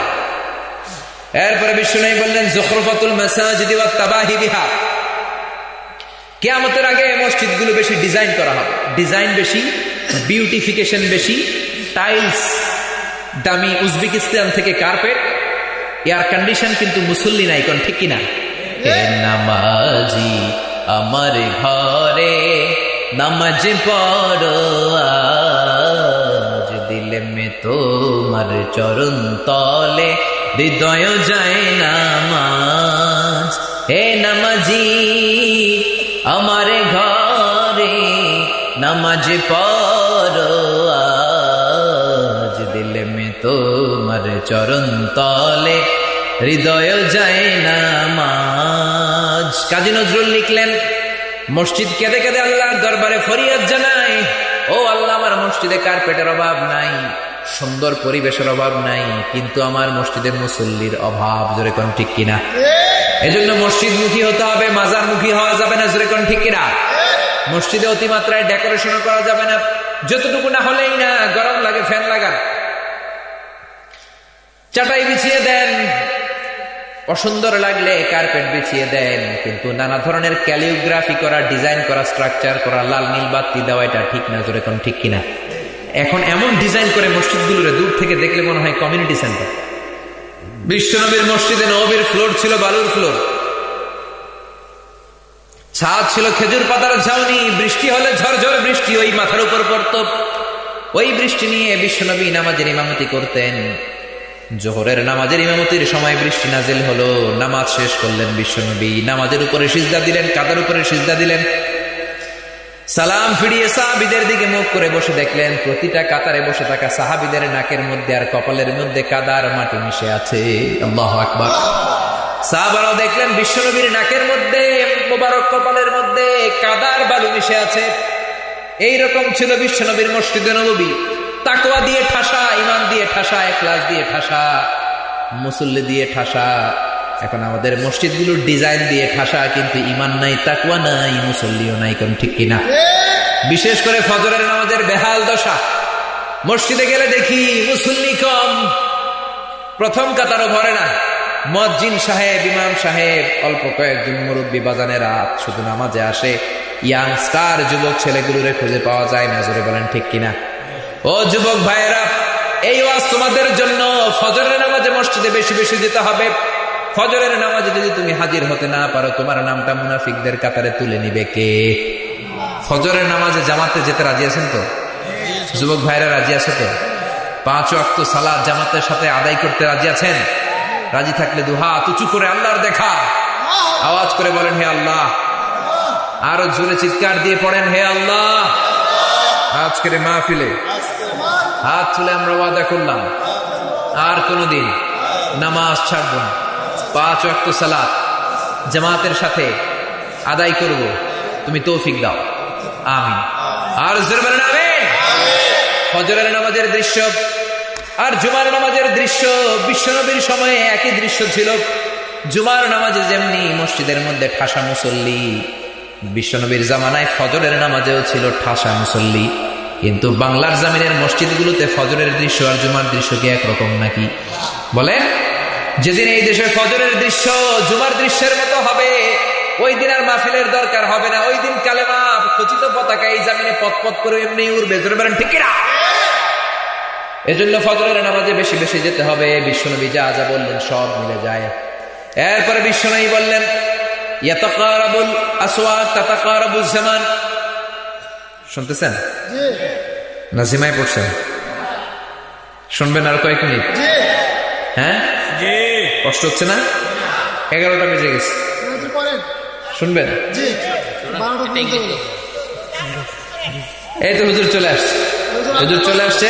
আমি ওই বলছিলাম এর 11টা পর্যন্ত করবো, আর আমার ঘড়িতে 4 মিনিট বাকি। 4 মিনিট কথা বলে শেষ করে দেবে ইনশাআল্লাহ। পড়েন, ইনশাআল্লাহ পড়েন। বিশ্বনবী বললেন, ইয়াতাকারাবুজ জামান তাতাকারাবুল আসওয়াক। কিয়ামতের আগে সময় সংকীর্ণ হয়ে যাবে, সময়ের কোনো বরকত পাওয়া যাবে না। জোরে বলেন ঠিক কিনা? তাকবীর দিতে পারবেন নি? 3টা জোরে না আসতে? লিল্লাহি তাকবীর, লিল্লাহি তাকবীর, লিল্লাহি তাকবীর। বিশ্বনবী বলেন, ইয়াতাকারাবুজ জামান তাতাকারাবুল আসওয়াক। কিয়ামতের আগে সময়ের বরকত উঠে যাবে, খাবারের স্বাদের বরকত উঠে যাবে। 1 বছর মনে হবে 1 মাসের মতো, 1 মাসকে মনে হবে 1 সপ্তাহের মতো, 1 সপ্তাহকে মনে হবে 1 দিনের মতো। জোরে বলেন ঠিক কিনা? এই মাহফিলটা কয় বছর ধরে হয়? 8 বছর। হ্যাঁ, 8 বছর। হ্যাঁ, শুধু 1 বছর? 8 বছর ধরে নাই মাহফিলটা? গত বছর যে মাহফিলটা এই ময়দানে হয়েছে, 1টা বছর হয়ে গেল আজকে। আপনাদের কাছে কি মনে হয় যে 1 বছর? মনে হয় যে মাত্র কয়েক মাসের ব্যবধানে আবার বছর ঘুরে মাহফিলটা আসলো। জোরে বলেন ঠিক কিনা? তার মানে সময়ের বরকত নাই। এরপরে বিশ্বনবী বললেন, খাবারের স্বাদ উঠিয়ে নেওয়া হবে। খাবারের আগে যে মজাটা পাইতেন এখন কি পান? কথা বলেন। আমি ছোটবেলায় যে ইলিশ খাইছি, ওই ইলিশের মজা আমি এখন পাই না। আপনারা কি পান? আপনি তো অনেক বয়স্ক, আপনি জানবেন। আপনি ছোটবেলায় ইলিশের যে স্বাদটা পাইতেন এখন পান? চাঁদপুরের লোক কেউ আছেন এ জায়গায়? আপনি? আচ্ছা, ভিডিও ম্যান, মাশাআল্লাহ। কি নাম তোমার? মাহবুব। আল্লাহ মাহবুবরে কবুল করে নাকি আমরা বলি আমিন। চাঁদপুরে ইলিশ বিখ্যাত, ইলিশ না? চাঁদপুরের ভাইদের কাছ থেকে শুনেছি, আগে ইলিশের যে স্বাদটা ছিল ওই স্বাদটা এখন না। জোরে বলেন ঠিক কিনা? সময়ের বরকত, খাবারের স্বাদ কিয়ামতের আগে উঠিয়ে নিবেন কে? আগে ফুলকপি চেনেন না? হাইব্রিডের ফুলকপি নেবেন, দেশি ফুলকপি দিয়ে শোল মাছের ঝোল রান্না করলে কি স্বাদ। এরপরে কলাই তো চিনেন, মাসকলাই। মাসকলাই ভাঙায় না? এই মাসকলাই ভাঙালে বড় মাছের মাথা দিয়ে কচি লাউ দিয়ে রান্না করলে কি স্বাদ। এই খাবারের কথা শুনে অনেকের জিহ্বায় পানি চলে আসছে। বিশ্বনবী বললেন, ইয়াতাকারাবুজ জামান তাতাকারাবুল আসওয়াক। কিয়ামতের আগে সময়ের বরকত কমে যাবে, খাবারের স্বাদ উঠে যাবে। এই আলামতটাও সমাজে আছে না নাই? এরপরে বিশ্বনবী বললেন, লা ইউরাসুল মিরাসু বিওয়াজহিন সাহিহ। সঠিক পন্থায় মিরাজ বণ্টিত হবে না। ইউসিকুমুল্লাহু ফি আওলাদিকুম লিযযাকারি মিসলু হাজ্জিল উনসায়াইন। ছেলে মেয়েদের উত্তরাধিকারের আইন হলো ছেলেরে যত দিবেন মেয়েরে দিবেন অর্ধেক। ছেলেরে 10 লাখ দিলে মেয়েরে কয় লাখ? ছেলেরে 2টা ফ্ল্যাট দিলে মেয়েরে কয় ফ্ল্যাট? ছেলেরে 20 বিঘা দিলে মেয়েরে কয় বিঘা? অনেক বাবা আছে বলে, মা তোর ভাইয়েরে সব দিয়ে দিলাম, তোর লাগে দোয়া করে দিলাম। আছে না নাই? দোয়া তো আপনি করবেন, যার যেটা অধিকার প্রাপ্য সেটা দিয়ে তারপরে দোয়া করবেন। আবার অনেক মা আছে ছেলের পাতে মুরগির রান দেয়, মেয়ের পাতে মুরগির ঠ্যাং দেয়, তা না হলে মুরগির গিলা দেয়। গিলা গিলা চিনেন তো? মেয়ের কি রান খেতে মন চায় না?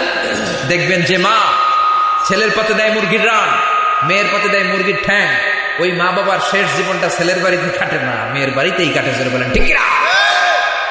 কিয়ামতের আগে সঠিক পন্থায় উত্তরাধিকার বন্টিত হবে না, এটাও সমাজে আছে না নেই? এরপরে বিশ্বনবী বললেন, খুতুবুকুম তাওয়িলা সালাওয়াতুকুম কাসীরা, before the day of judgment your Islamic lectures will be very longer and your offering salah 5 times a day will be very shorter. খুতুবুকুম তাওয়িলা সালাওয়াতুকুম কাসীরা, কিয়ামতের আগে তোমাদের খুতবাগুলো লম্বা হয়ে যাবে, ওয়াজগুলো লম্বা হবে। 1 ঘন্টা করার পরে হুজুর আরো 1 ঘন্টা করেন, অনেক ভালো লাগে, কিন্তু আমল নাই, নামাজ নাই, আল্লাহর প্রতি ভক্তি নাই। চিৎকার করে বলেন ঠিক কিনা? এজন্য তাকওয়ার বহিঃপ্রকাশ, কথা হবে কম, আমল হবে বেশি, বক্তব্যগুলো হবে ছোট সাইজের, সালাত আদায় হবে লম্বা সাইজের। জোরে বলেন ঠিক কিনা? লম্বা সময় ধরে বিশ্বনবীর দেখানোর পদ্ধতিতে সালাত আদায় করতে রাজি আছেন তো? কিয়ামতের কথা কত বলবো, অনেক আলামত। যতগুলো শুনলাম এগুলো কোরআন সুন্নাহ থেকে বলেছি, বানিয়ে কিছু বলিনি। তারপরেও আমার মনের অজান্তে কোনো মিস ইনফরমেশন যদি বের হয়ে যায়, সেগুলো যেন আল্লাহ তাআলা আমাদের স্মৃতিপট থেকে মুছে দেয়, আমরা বলি আমিন। সত্য, সুন্দর, কল্যাণকর, হকের পক্ষে যা বললাম তার সবটুকু প্রথমে আল্লাহ তাআলা আমাকে, পাশাপাশি আপনাদের সবাইকে যেন আমলের তৌফিক দান করে, আমরা বলি আমিন। এই লোকালিটিতে এর আগে আমি আসিনি।